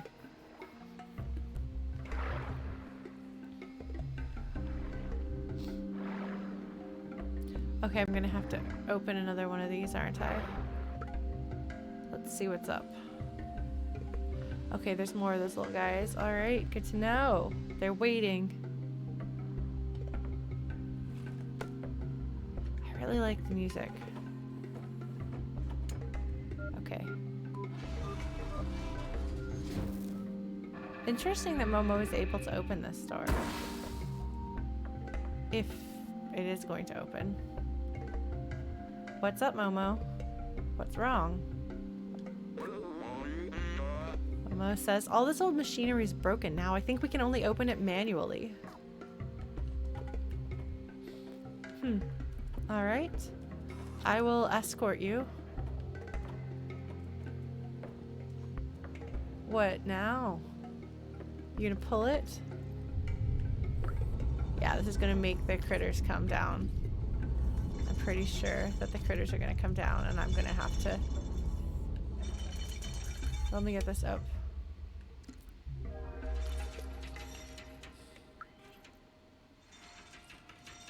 What's up, Momo? Quick, jump below the door. It won't hold for long. Oh, okay. Oh, okay.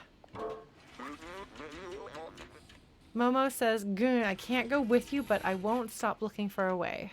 Okay. When you find Balthazar and Clementine, tell them I was brave. Hold on, just a second. Sorry, buddy. I want to take a look around just in case there's a... Memories? Momo, you were brave. I don't like the thought of you being here eaten by those creatures, though, you know? Like, Momo here alone without...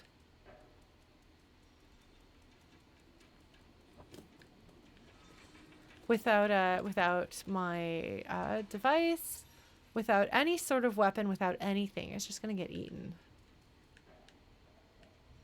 Cat is just like, no water. No water for cats.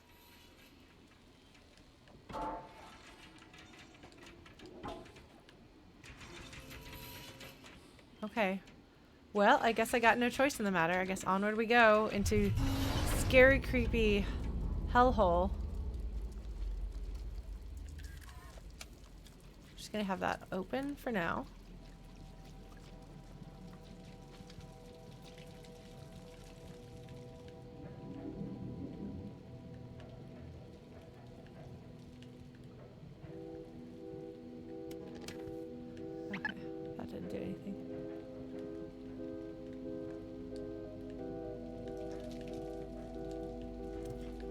I can't go through there, okay.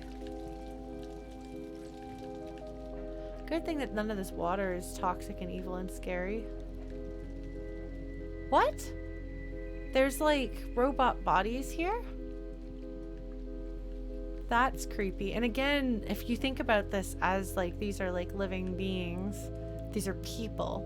It's very interesting stuff. I don't know. Somebody was trying to fix things. There's a screwdriver. But like this robot body with no head. It's a strange thing. Because it looks like these are designed for that to go there. Like these are just not people. These are not bodies. These are just tools. Like we put our robot up just like we put our mop up, you know? Which if they're not people makes some sense. If they are people, it doesn't. Oh good, cat is going through water. I don't like the water. Okay, hold on.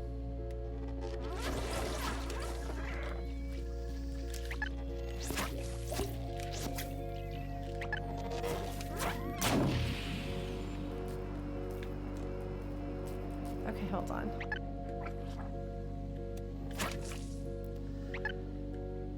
Whew. Okay. That's good to know that that's how that works.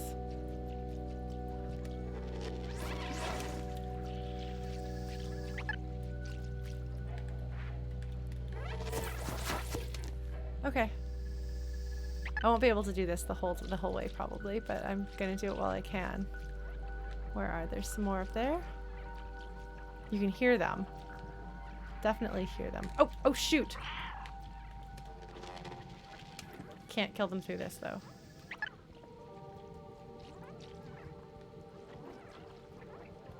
They really want out.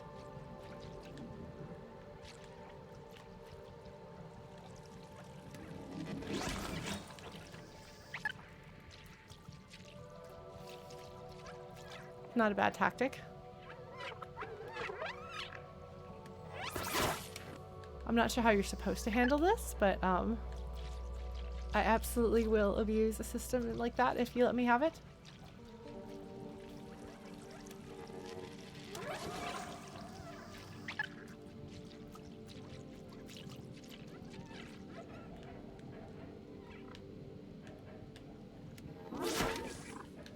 Do they merge into a big one? Hmm.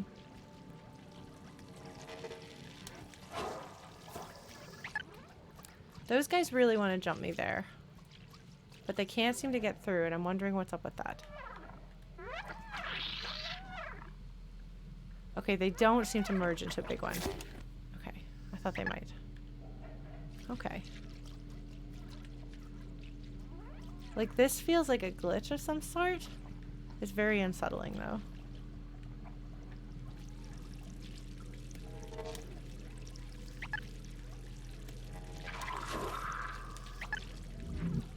Okay. Eh? Did I not? I thought I freed a few of them.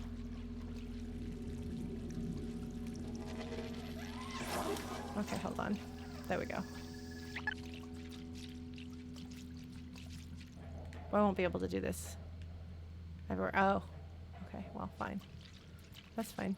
We'll just go blow some up this way.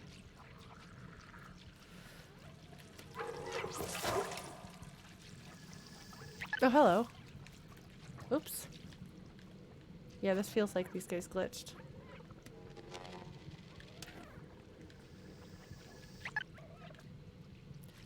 Alright. Let's keep trying this.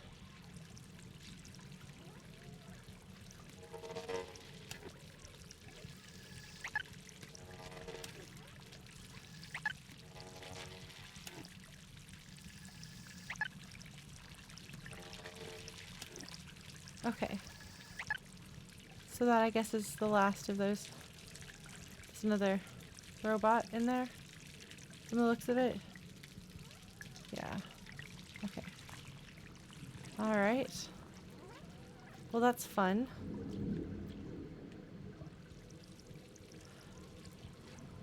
I really don't like these guys right here. But I can't kill them, so I guess we just hope that that's nothing.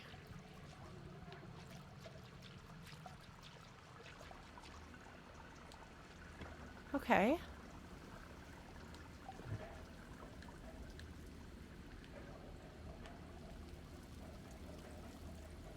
Hopefully I got to another checkpoint. Not that that was a hard section, but I just not a huge fan of sewers. You know?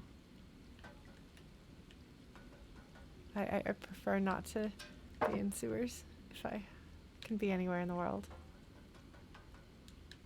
Oh, there's some light there. Okay.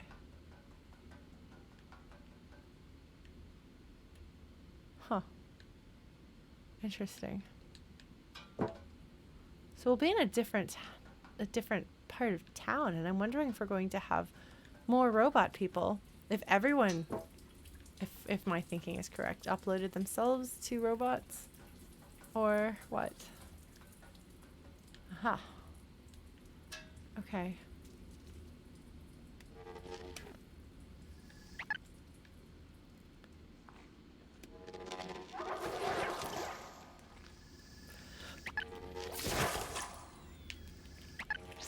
Okay. It's one thing I'm relatively okay at, I guess. It's trying to figure out resource management-y stuff like that. Oops. Okay, hold on. Oh geez, that's too many of them.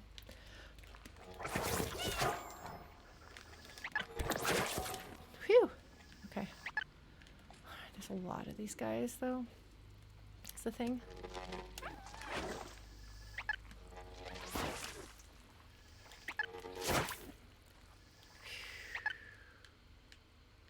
Okay. Slightly on edge, but managing. There's another way through here. Good to take a look around and Oh, it's foggy. I don't like that. Don't like that. Don't like that at all. Okay, hold on.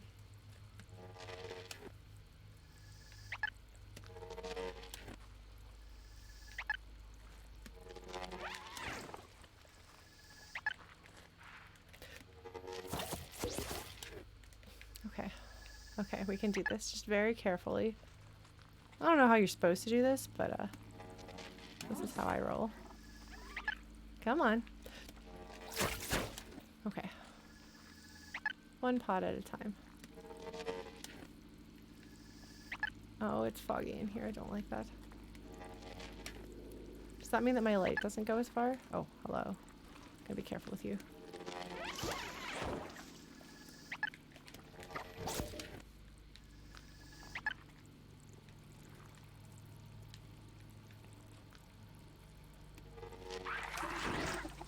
Come here. Okay. Okay. Cleared out that section. There's a guy over here. Come here. Okay. So you can basically take out a full pod in one blast. Okay, hold on.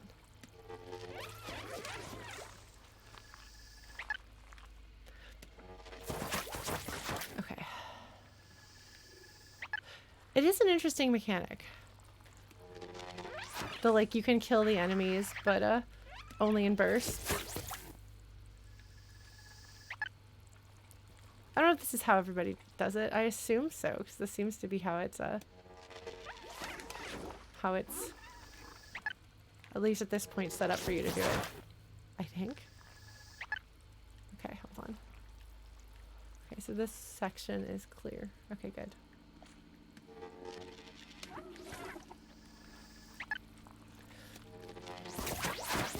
Okay.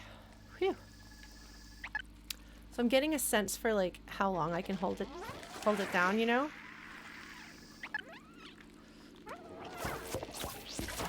I am gaming, that's correct. I am.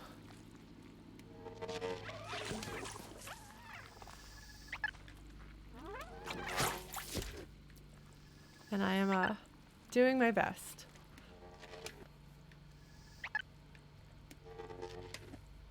Okay, so when you're in the fog, your light does not seem to go as far.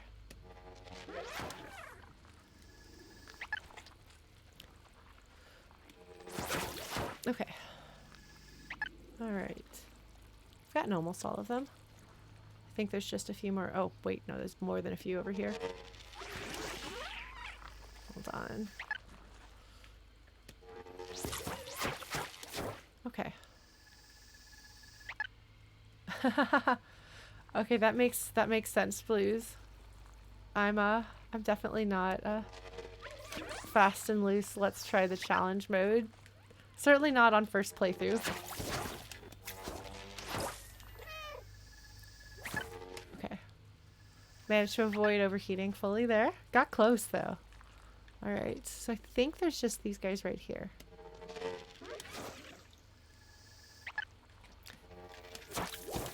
Oh, okay, hold on. Alright, so we got just you. So I think the further you are from it, the longer you have to hold it down. So you buy yourself some time, but then you have to use it, so it's like, it's a trade-off.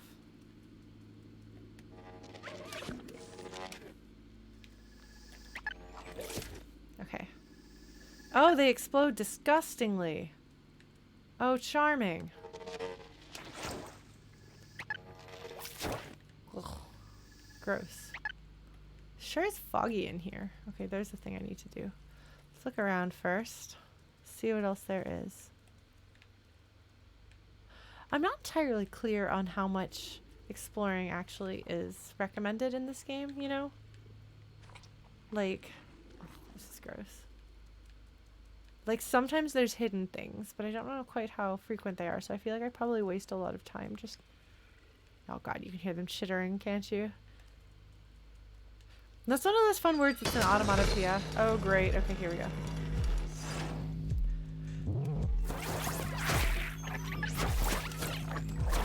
Oops. Oh, nope. Wrong button. Man. I did not mean to have that still going. I don't know how I got that still going. Are there any others? God, the music got intense. I really don't want it to be this intense, thanks. The visibility issues really kind of suck. Oh, great, wonderful. You know what these are? These, my friends, look like caves. You know what I love more than anything in the world? Caves. Especially with music that's all thwomp, thwomp, heartbeat, thwomp, thwomp, heartbeat.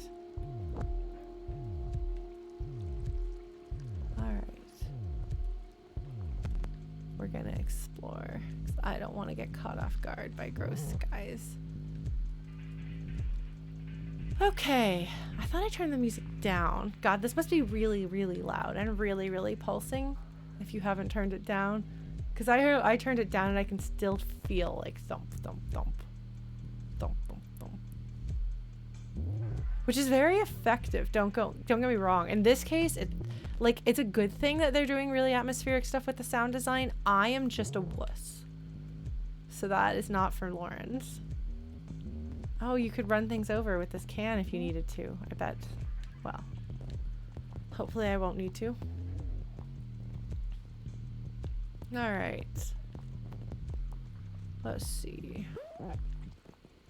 Can't tell if that sound was in the music or in the game. Turns out it was in the music. God, it's so foggy. I don't like that. When in doubt, I guess add fogginess to make things creepier and scarier.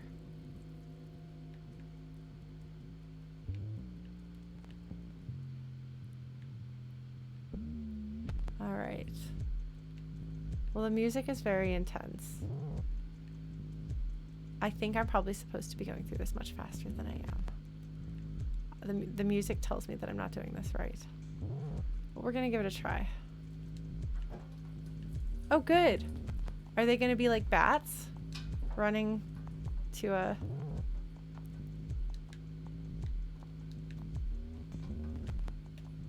How do I get up there? Do I not get up there? What do I do? Oh, hello. I see you.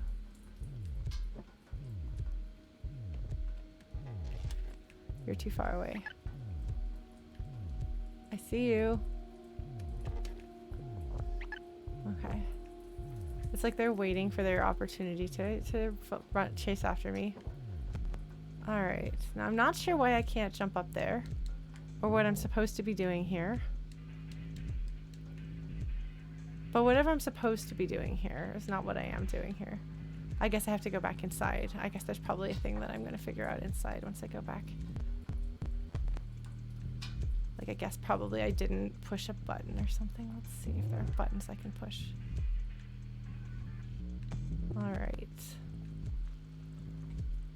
Because I can't help feeling like I've done something wrong here. Because, like, the music is all super intense and scary. But there's nothing yet that I'm encountering.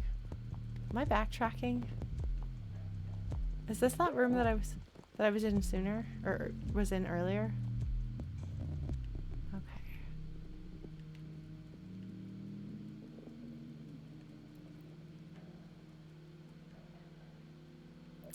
Can't go further there. Okay. Yeah, okay, this is where I came from, right? I think this is where I came from. Yeah, because these are the two doors that opened up, and I was like, oh great, it's going to be really hard. And I thought they were going to be like a cave. Okay, so this is the room that I came from. So presumably whatever I need to do to move forward is in here somewhere. All right. I will look for it. Can I not interact with things while I have my light out? Like, can B12 not talk to things or interact with things while the light is out?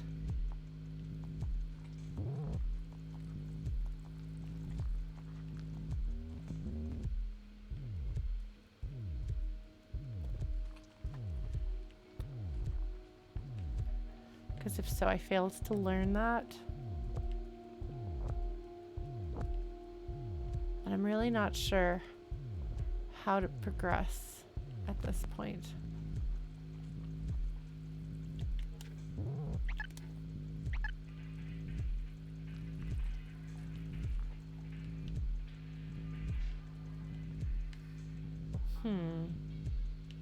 Because I wasn't able to jump out there. And it seemed like there were critters waiting for me. So I felt like I was supposed to do something to trigger something, but like I can't figure out what. I would just like to get to the next checkpoint at least so I don't have to do a lot of things again. Okay.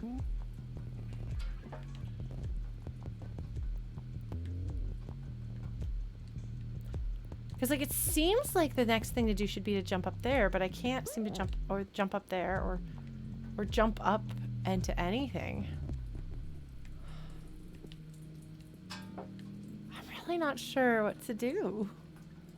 I'm slightly stuck. I don't know what to do. Did I break it? Did I overlook something obvious? Because I can't make that jump.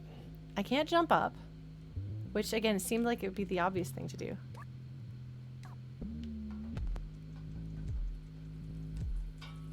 Maybe it's because I had my light out, so maybe I couldn't interact.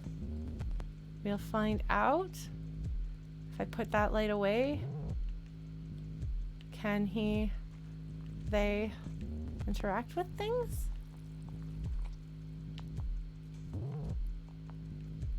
Because I just assumed you would be expected to run through the game with your light out so that you can fight things. Man, I must be overlooking something super obvious. What did I do wrong? What am I missing? Because you can't go running out into that stuff. So it's not that. What did I do wrong? I have no idea how to progress this game. Maybe if I jump on this stuff, maybe if I push... I did see that this was a thing I could interact with, maybe.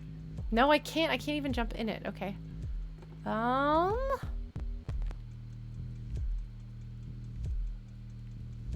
Okay, yeah, because I'm completely puzzled. Yeah. I do not know what I'm supposed to do to progress here. Except presumably... Oh, here we go. Okay. Am I supposed to go back where I came from? Because that's where those guys came from.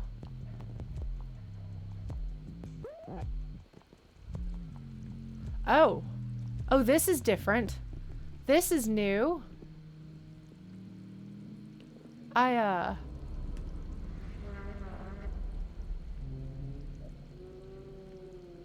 It sounds like it's trying to talk.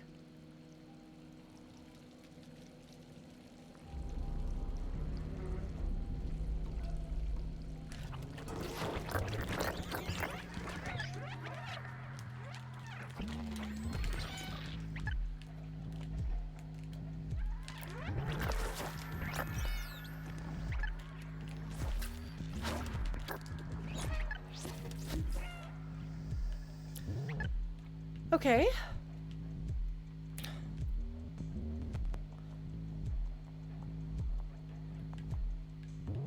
I hear you. Little butts, I hear you. You wanna come? Where are you?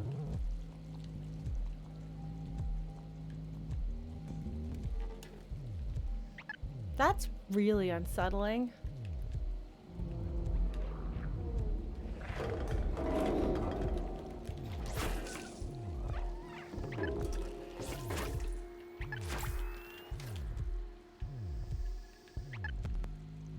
Are there more of you?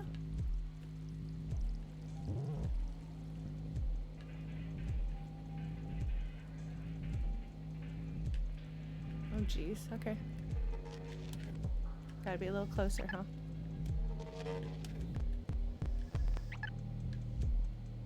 Just making sure there aren't any more that are gonna come erupting out.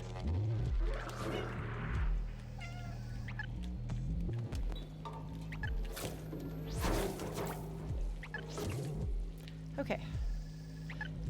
Getting a little bit more comfortable with the timing of how long I have.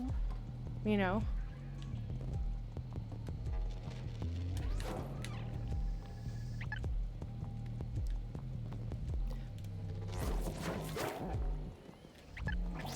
Okay. Yeah. Okay, so we're making some progress here. Got through this side. I think that's all of them on... Well, there's that guy right there. But that's, I think, in the next section. So I think the best bet is going to be to go after these guys. Unless there's more that are going to fall from the ceiling on me. No, okay. Okay, those guys are still too far. Oh, shoot. Okay.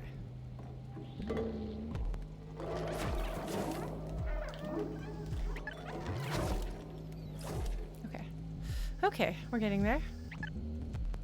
All right. Hold on.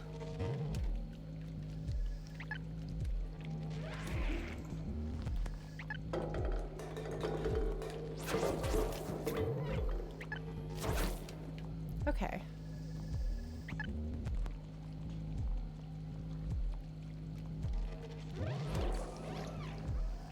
Come on, little bad guys. Okay. Cool. Figured that out. Okay. All right. Gonna drop some more from the ceiling on me. Oof, I was farther from those guys.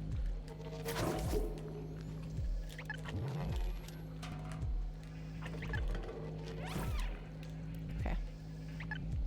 It was really satisfying the first time you learned to squish those guys, you know? Alright, let's see.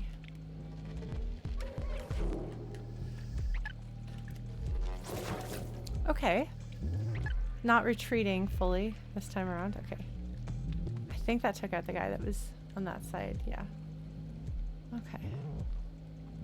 See what happens if we walk this way. Oh, there's another one right there. Okay, hold on. Where are they? Where are they? I heard the rumble. I heard the rumble. There they are. Okay. Whew.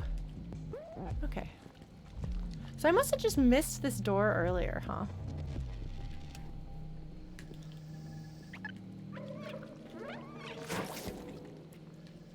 Interesting, you know.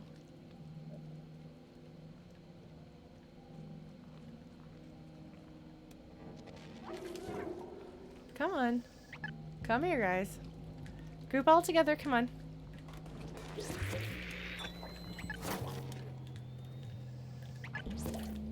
Okay. Not my best aiming job, but, you know, I'm working on it. Okay, there's nothing on this side now. God, those eyeballs, I'm just not gonna, like, think about them.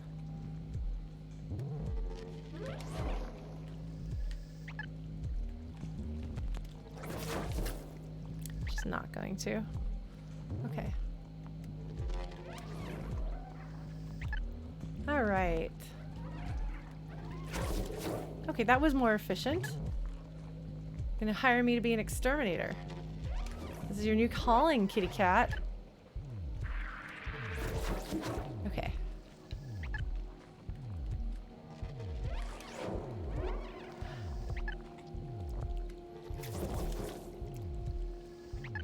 I actually, you know, I'm gonna revise what I said earlier about this game and its strengths and weaknesses.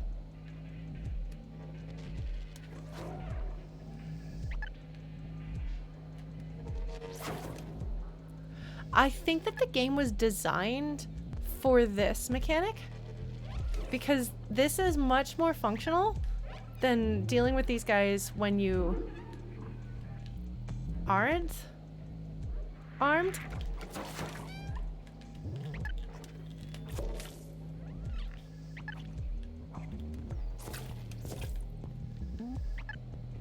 You know?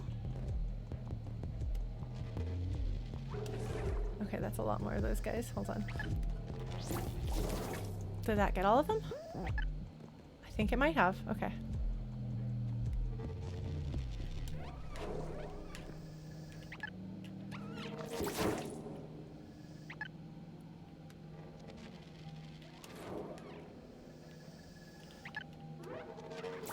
Okay.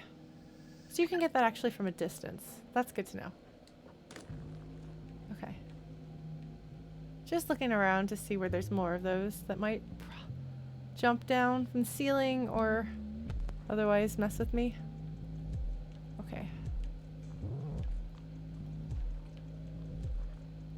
Yeah, those eyeballs. That is concerning. I'm kind of surprised B12 doesn't have anything to say about them. But then again, like, I guess B12 maybe has forgotten. Normalcy? Okay, where are they coming from? There they are. There they are.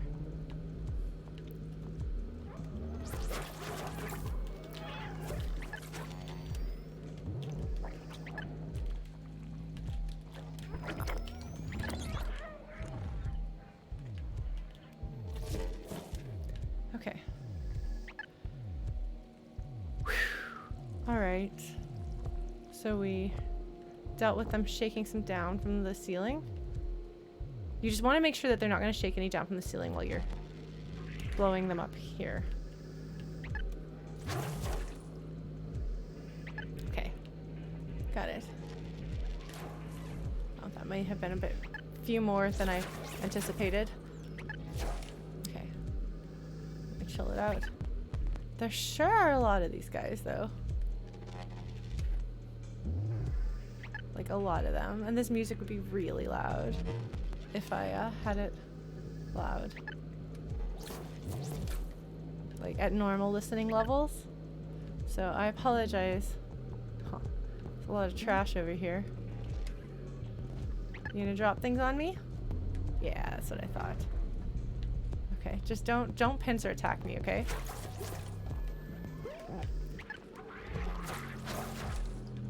I would rather you not pincer attack me. That would not be fair or fun. Okay. Guess I gotta get closer. Yeah. It's much faster when you're closer. So there's definitely a trade-off there.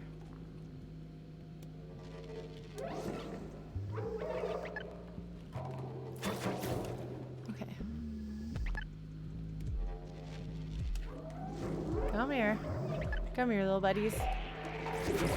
Oh wait, you all died. You are really gross and bad. Something's not right here. Like, this was not supposed to happen. Whatever has happened here went not according to plan. It's a bad swarm of badness. Okay. Yeah, I really not thrilled. I have no idea what that could possibly be, you know? So there's all these like little like side passages. You can't go into those, okay. Just want to double check. There's not like a secret thing. Are they gonna send things? Oh, hello. There's a bunch of those guys that are gonna come running for me probably. Which way am I gonna try to go? I don't know. Well, we'll find out. I think I just saved. So, yeah. That looks like the way out, maybe? The way through? The music seems to have changed a little bit. Okay, you can't go that way. Just like a sofa, just chilling in the sewer. That's not where sofas go. Oh man, that's a lot of you guys. Just trying to remember what buttons do what.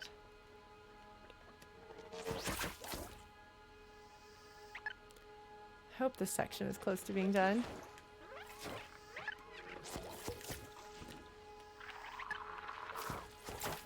Okay. See if there's any sneakily hiding on the either side of the corner. I'm sorry, I'm actually like turning my head as though, yeah. Okay. All right.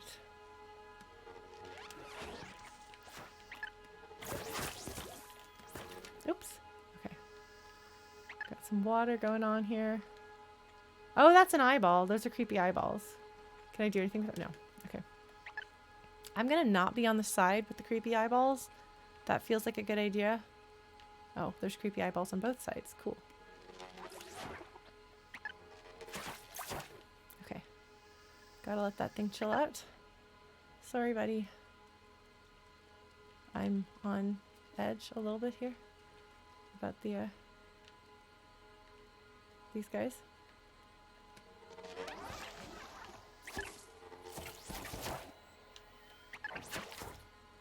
Okay.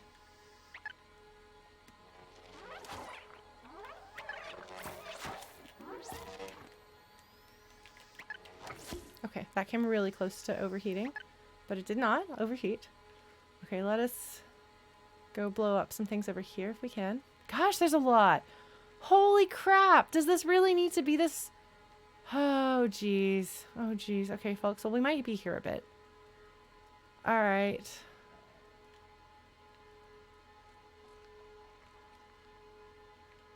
Okay.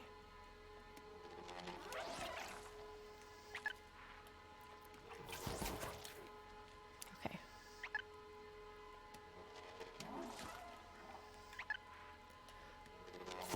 Okay, there's not that many in these ones at least. Okay, so that seems to be the entirety of what's on this side. Okay. I hope that Doc is able to build another one of these. I think that that would be really important for the survival of his friends, you know? Okay, that looks like that might be a way to go, but I don't really want to have these things running at me from behind, so I'm going to try to get them.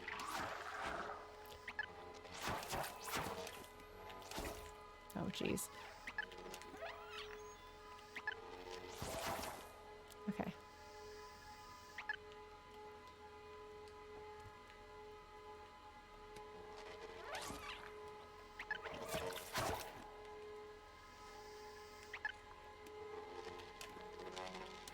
No, we're gonna wait.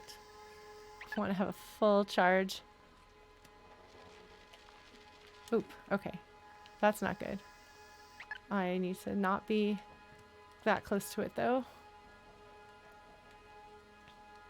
So with the metal things, does that mean that you can't? Gah. Okay, those are eyeballs. You have to like distinguish, like, are they eyeballs or are they pods? I don't know if pods is even the right word for it, but you know. Oh geez, that's a lot of them. iPods. Oh my god, Chrono. That was terrible. Well done, friend. Well done. Excellent. A+. Just looking around. Trying to figure out what is going on here. Talking to myself out loud because it's a little bit scary and gross. Okay, so over here we have what looks like a way to open a door, maybe. I'm going to wipe out all of these things before I go there. Hey, Ampy. Well, we're hanging in there. I had some complaints about the game design, but I'm still playing. And, doing my best. Trying. Okay, here we go. How are you doing? Okay. Okay, so that took out that. We got a weapon to take these guys out. So that's very exciting.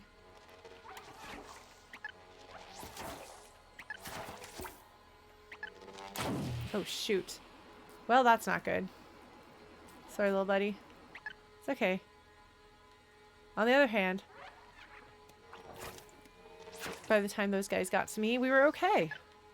So that, oh wow, I just think I just wiped them all. Okay, so from the looks of it, what we've done has been we've wiped out those guys so that whatever winds up happening here when things go wrong is not going to loose all of those pods on me all at once. It looks like I might have to do a speedy thing, maybe, where I jump across here.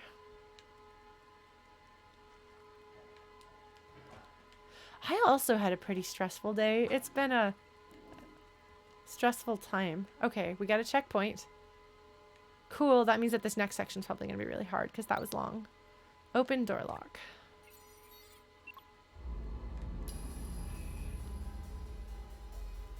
Yeah. The eyeballs have opened up. That's not good for me. Okay, so there's one. Okay, I have to remember. Yeah. Okay.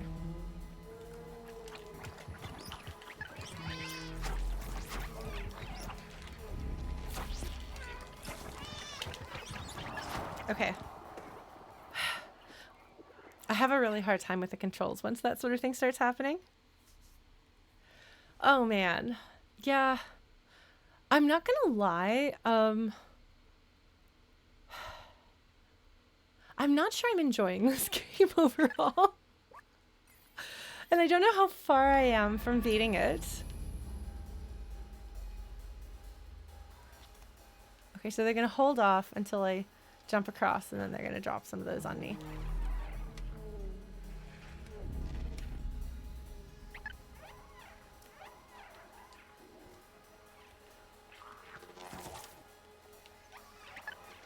They seem confused.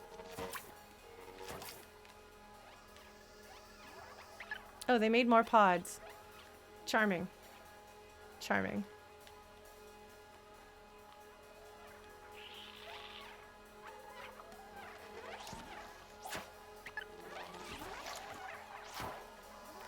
Okay, hold on.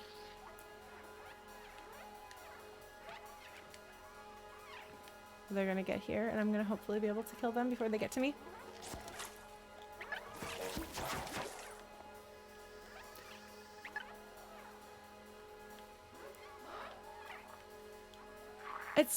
I don't know that I've gotten the impression that there's a lot of stealth, but there is a fair bit of combat.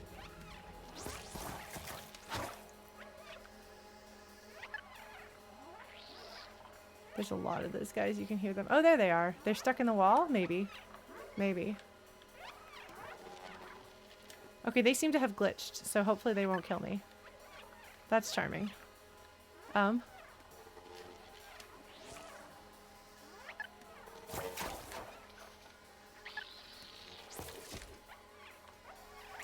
Alright. I will say the combat does seem to work better than the pre-combat gameplay did when it comes to these little guys. Like, killing them is much more, like, feels like it's much better designed than running from them.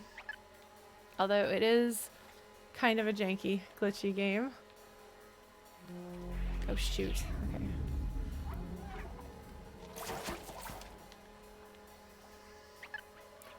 Like, those guys that were stuck in the wall, I don't know that they were supposed to be stuck in the wall like that. See? Or maybe those are, like, that's where the next section of them are going to come from when they explode. Or when... Okay. Just making sure nobody's come from behind me. Okay, we're good. We're gonna go through here.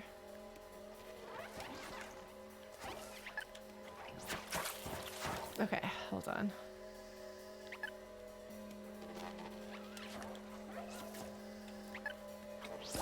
Okay. Let's see. You gonna shake on me a little bit? Gonna shake the walls? Is that where I came from? I think that may be where I came from.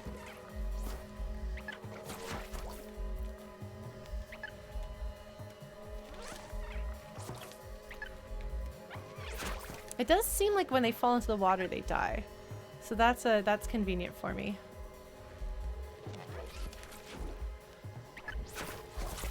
Okay. Managed to get through this. Okay. All right.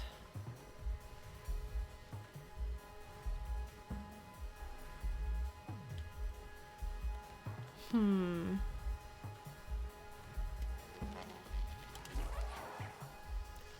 I did not like that getting as close into the yellow as it did, but sometimes that's gotta happen, I guess.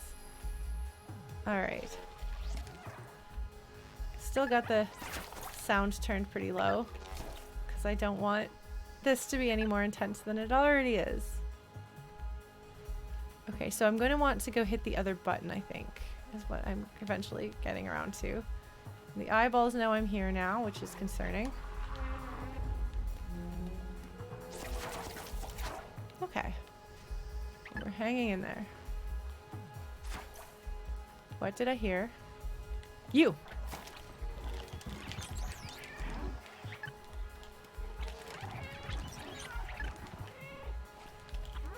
There's something with the controls that I have trouble with there. I think it's when you click the... I think I'm accidentally clicking the stick that recenters the camera. I think that's what's happening there. I think that's why I keep dying when I'm in that scenario. You know? So, I will try, now that I know that that can happen, try to avoid that.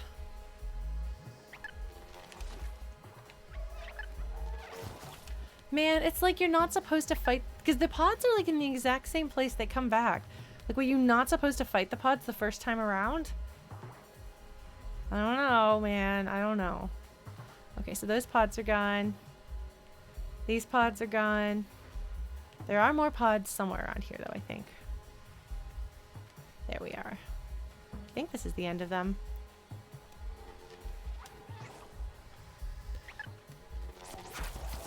Okay. Am I far? Am I close enough to reach you? Yes. Okay. How about you? No. Okay. All right. I think there was one more guy. Thought there was one more guy. Maybe not. Is that all of the pods? Because I think if I don't go for the pods, are they gonna respawn a third time once I finish pushing this button? I bet they are. I bet they are. Okay. Well, that's fine. Let us open the door lock. At least that tells me that B12 can be used when the light is out. Okay. You gonna try anything? You gonna throw anything more at me? Huh? Huh? Huh? Huh? I'm armed. I'm armed and ready to fight, maybe. I am intending to fight anyway. Oh gosh. Okay. I think I hear skittering. There's eyeballs. What is this? I guess this is to relieve some tension. I guess that tells me that there's maybe not scary stuff that's going to happen here. Is the entire mid-city going to be overrun with whatever? Okay, so there's another robot body and an arrow telling you to go this way. I hear some sounds that I really don't like the sounds of. Okay. Like, it sounds like there's going to be a lot of these little skittery skitters. There's little vehicles. Did the entire mid-city get consumed by, like, this, like, giant all-watching entity? It kind of looks like it might have. Unless this is just the sewer. And the rest of it's not like this. But I'm really curious. Like, did we pull, like, an End of Evangelion type thing? Which admittedly I haven't seen, but I know of it through cultural osmosis. Hello, Eyeball. What are you doing, Eyeball? Those little guys, little guys. Oh, jeez.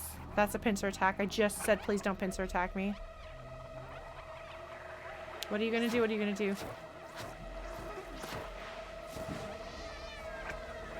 He's gonna overheat, and then we're gonna be in trouble. Yep. Oh, great. Okay, cool. Fantastic. All right.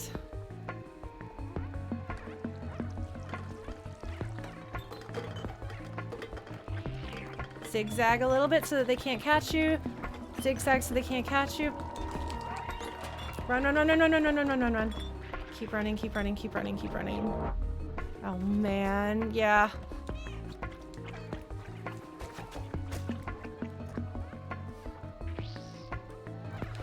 Oh geez, oh geez, oh geez, oh geez, oh geez, oh geez. Hopefully I'm running in the right direction.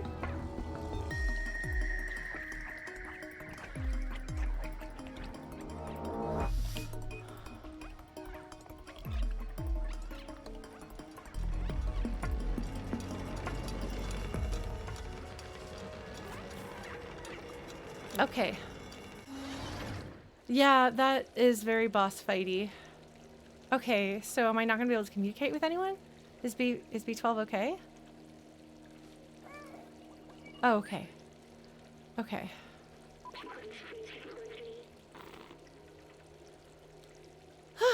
Okay. B12 says it was dark. I was alone. It felt like I was back in the network. But you saved me. Thank you, friend. Drawing that much power was rough on my core. The Defluxxor is completely destroyed now. We'll have to be careful.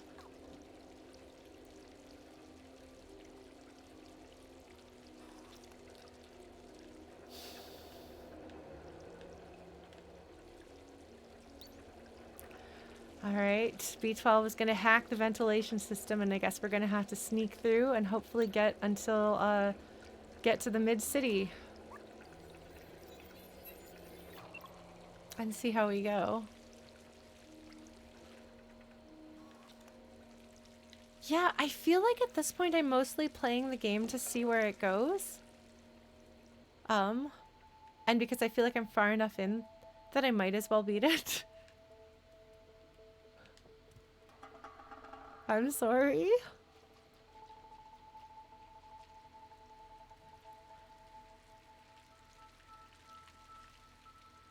I guess, you know, I had been thinking that maybe I was just getting to the point where I was liking every single game that I streamed.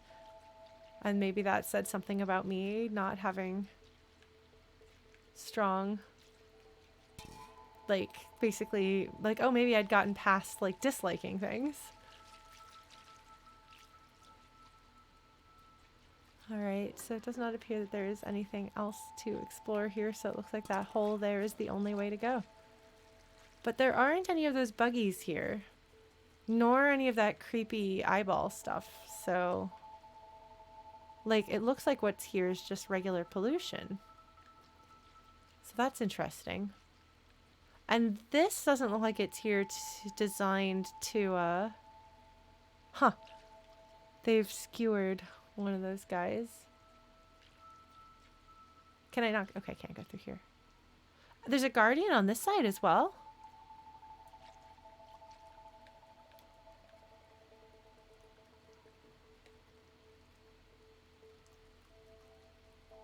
Look, because in a way, like in a narrative level, I think part of the problem with this game is that I'm playing another game that has some similar plot beats and some similar backstory beats, but it's better in every way.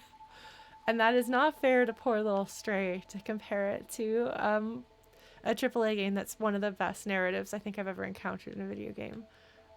So playing the two of them concurrently is not kind to it. How interesting. Oh, you're not the guardian, okay. I mean, they're both spunky redheads who don't give up, so there's that. Oh. Is that a tree city? Is that a tree city? I don't know who Daco is, so I don't know whether to be offended by that. I'm sorry. I love tree cities, though. God, well, I'm gonna go through some of this section. We've got about 10 minutes until my usual shutdown time, and I kind of want to see what this place is like, see what its deal is, see if maybe I can get my groove back with this game. Kate Mulgrew, that name sounds familiar. I know that Ashley Birch is Aloy, because she's also Tiny Tina, which, speaking of games and writing that I don't like,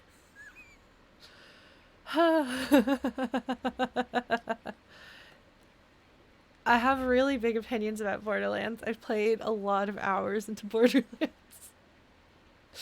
1 and 2. I think I'd be satisfied if I never go near another Borderlands property in my life, but there weren't a lot of couch co-op games that were available at the time, and I was at the time married to somebody who liked that genre of gameplay, so I spent a lot of time playing Borderlands. And Borderlands 2 was one of the worst written games I played in a long, long, long time. Oh man. Oh, you know, I haven't seen really Voyager, but I know everyone loves Janeway. I know that she's considered very cool, but I'm sorry. Picard is my captain and always will be. I haven't seen Infinity Train. I'm not very good at watching shows. All right, what is in this box over here?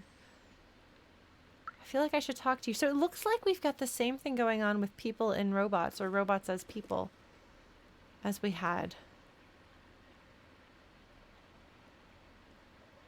I feel like if I went back through and watched Deep Space Nine, I might wind up being Cisco, but Picard was my captain when I was a little girl. I was like, this is like a role model, like what an ideal person should be like. Picard's really cool for that.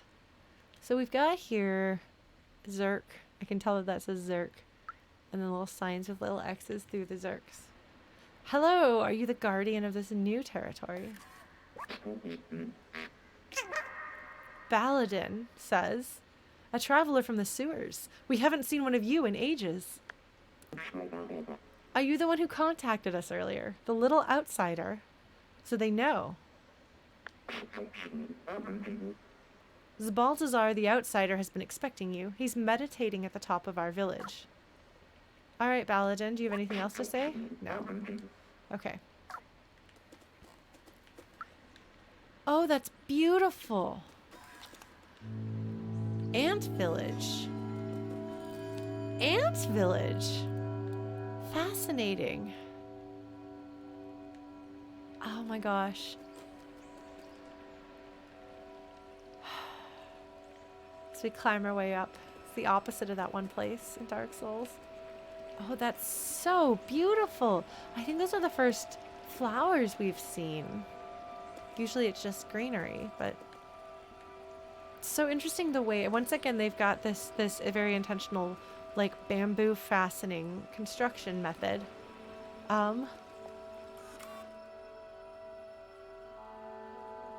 Oh, this is a striking visual, and I just really like Tree Cities a lot. Wait, that has the way the cans are around that. It makes me think of... I'm trying to remember what it makes me think of. Okay, B12 says, this machine. The scientist I assisted used one of these. He was sick. This was his last hope. He walked into the machine. But I wasn't with him. He was alone. What was he doing? He uploaded himself into the computer, and then everything was different. But the upload, something went wrong. He was stuck for hundreds of years. Until a little cat appeared. Are you realizing, B12, are you a combination of the human and the robot? Or are you just the human? Consciousness uploaded? Yeah, okay. Was it? It was. Me. I was the scientist. Okay. That's kind of, that's the impression that I was getting. That seemed to be the direction that this story was going. Which means that all of the people out there that we were spending time with, I think were people who uploaded their consciousnesses into robots, and something went wrong with the process, as I kind of figured. B12 says, I was human. I need a moment. New memory recovered. Yeah. No, that makes a lot of sense. That makes a lot of sense.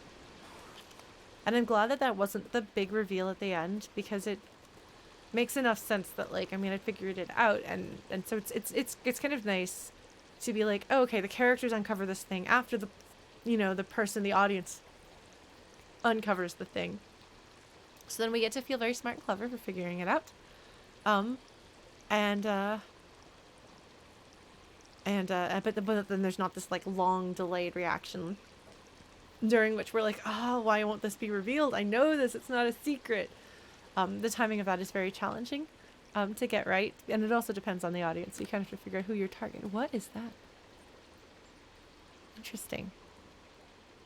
So we're not quite in the mid-city proper. Did you notice there's a kettle here? Something super mundane on top of a trash can. We've got a kettle. We've got a frying pan. And a deep fryer bucket thing. We've got a chair. And a traffic cone. There's a lot here. Very nice of them to put those steps. Oh. Interesting. They do seem to be from the same culture, you know. I think I might go ahead and go from the, like, we'll load up our last save from the last time, the checkpoint, which might be getting the memory back there. But it's about 10 o'clock, and this gives me a good entry point to dive in. We will not be streaming next week because next Thursday, my friends, is Thanksgiving. It is American Thanksgiving, and I will be flying down to the U.S. to visit my family for Thanksgiving. So I will not be here next week. There will be no Lauren stream next week, but there will be Lauren stream the following week. So yeah, I think I'm gonna keep going. I apologize for being as critical as I have been of this game. No, I'm going to be streaming on Tuesday unless something goes wrong. I'll be streaming on Tuesday. And hey, I've got a second date on Sunday, so hopefully on Tuesday I'll be able to be like, oh, it was lovely. But she said she might play some Deltarune, and I'm going to watch some Mob Psycho, and that's going to be our little exchange. Thank you. Yeah. And I'm sorry to be so relatively critical of this game, because I don't like not liking things, and it's not bad. And I'm trying to figure out what I'm trying to figure out, because there's a big difference, and this is something I might talk about more next time. We'll see how I feel. But there's a big difference between I don't like it because it's not for me and it's not well done. And I'm trying to figure out where exactly I feel this game falls, if that makes sense. Obviously, a lot of people like this game, so it clearly does a lot of things right, and I am engaged enough that I'm still playing it despite my criticisms of it. But I am trying to figure out how much of what I'm running up against is I'm not the right player for this game, and how much of it is this game has flaws that make it not enjoyable for me. And that's a really important thing to keep in mind, because I've seen a lot of people, and this was something that was really popular on the internet for 10 to 15 years or so, where it's like, I think it's bad, therefore it is bad, and it is bad, and everybody who likes it should feel bad because it's bad and they have bad taste. And sometimes people can just like things whether they're flawed or not, and sometimes it's not that the thing is bad, it's that it's just not right for you. But I do think that things can be badly made, badly constructed, and I think that things can be good but flawed. And so trying to figure out where exactly Stray falls on that is really interesting, because like Hades was an exceptional game. It was just extraordinarily good, so solid. Horizon Zero Dawn, most of the issues with Horizon Zero Dawn frankly have been Lauren doesn't know how to play open world games. And open world games aren't necessarily themselves a great fit for me. But enough about that game is up my alley that I love it anyway. And it is extraordinarily good at what it does. Deltarune is one of the, like, it's with chapter 2, it's just incredible. And frankly, those are the only games that I've played in the past year because it took me so long to beat Hades and Horizon Zero Dawn. But and even Unpacking, for what it was very small, but it was precise and perfect at what it was, because it was a smaller scope and the team knew what they were doing with it. So it's been a while since I've played a game that I was this critical of, I think. I had some objections to some things in other games periodically, but this one is interesting. But it's good enough and interesting enough that part of why I'm playing through it is because I want to, because I enjoy digging. I enjoy taking apart things that I love and finding the flaws in them sometimes and talking about what is really good and well done about them. But it's also really fun. Like, if something is just plain bad or just plain not up your alley, there's not really much to be gained from engaging with it. But if something comes close to being a thing you like, but it doesn't succeed, that's really interesting. It's like when I'm critiquing a story, um, if I'm workshopping stories with people, a story that is really good but flawed, I'm going to have so much more to say than somebody that if I'm trying to critique a thing that I just am not connecting with on some level, whether it's a lack of skill because they're still like learning to tell stories, or it's just not the right story for me. So this like has enough good stuff in it that I think is part of why I'm still going through. But I'm able to say this works and this doesn't work, or this could work if it were slightly different. And is that me or is that the game? And that's something that we're probably going to continue exploring. So if you love this game to death and it really bothers you to hear somebody criticize it, I'm sorry if you're having a bad time, but I guess you probably wouldn't still be here if you're having a bad enough time. But it's interesting. I will say this game is not satisfying my feelings of playing games that are not super emotionally stressful and taxing, which is funny. Um, but it's presumably going to be short. I don't know if I'm a third of the way done with the game or halfway done with the game. I guess we'll figure it out. I think I'm halfway done because I think I'm 50% through memories. Um, but yeah, it's an interesting one. It's definitely interesting, and I appreciate you all being here with me. So I'm gonna raid a friend. I don't always raid things tonight, but there is a concert that should still be going. It's all like pre-recorded right now, but it's going to be continuing with live performances for the rest of the weekend. Bonus stage, my friend Josh, who runs Bonus Stage, the Bonus Stage like celebratory, I think this is their second or third year of their anniversary of their virtual concert tour thing, is happening this weekend. So it's going to be 3 days of live music starting tomorrow. And today they've got a bunch of music for pre-recorded sets. So we're going to raid that channel and go listen to some video game music. How does that sound? And as a reminder, again, Tuesday we will continue playing Horizon Zero Dawn. Thursday we will not play this game this week, but we will play it the week after that. And I'm going to try my best to maybe beat this game before I leave for the holidays to Texas. We've got a few weeks before then. Anyway, thank you all so much. Take care of yourselves. Let me get our raid thing. Hold on.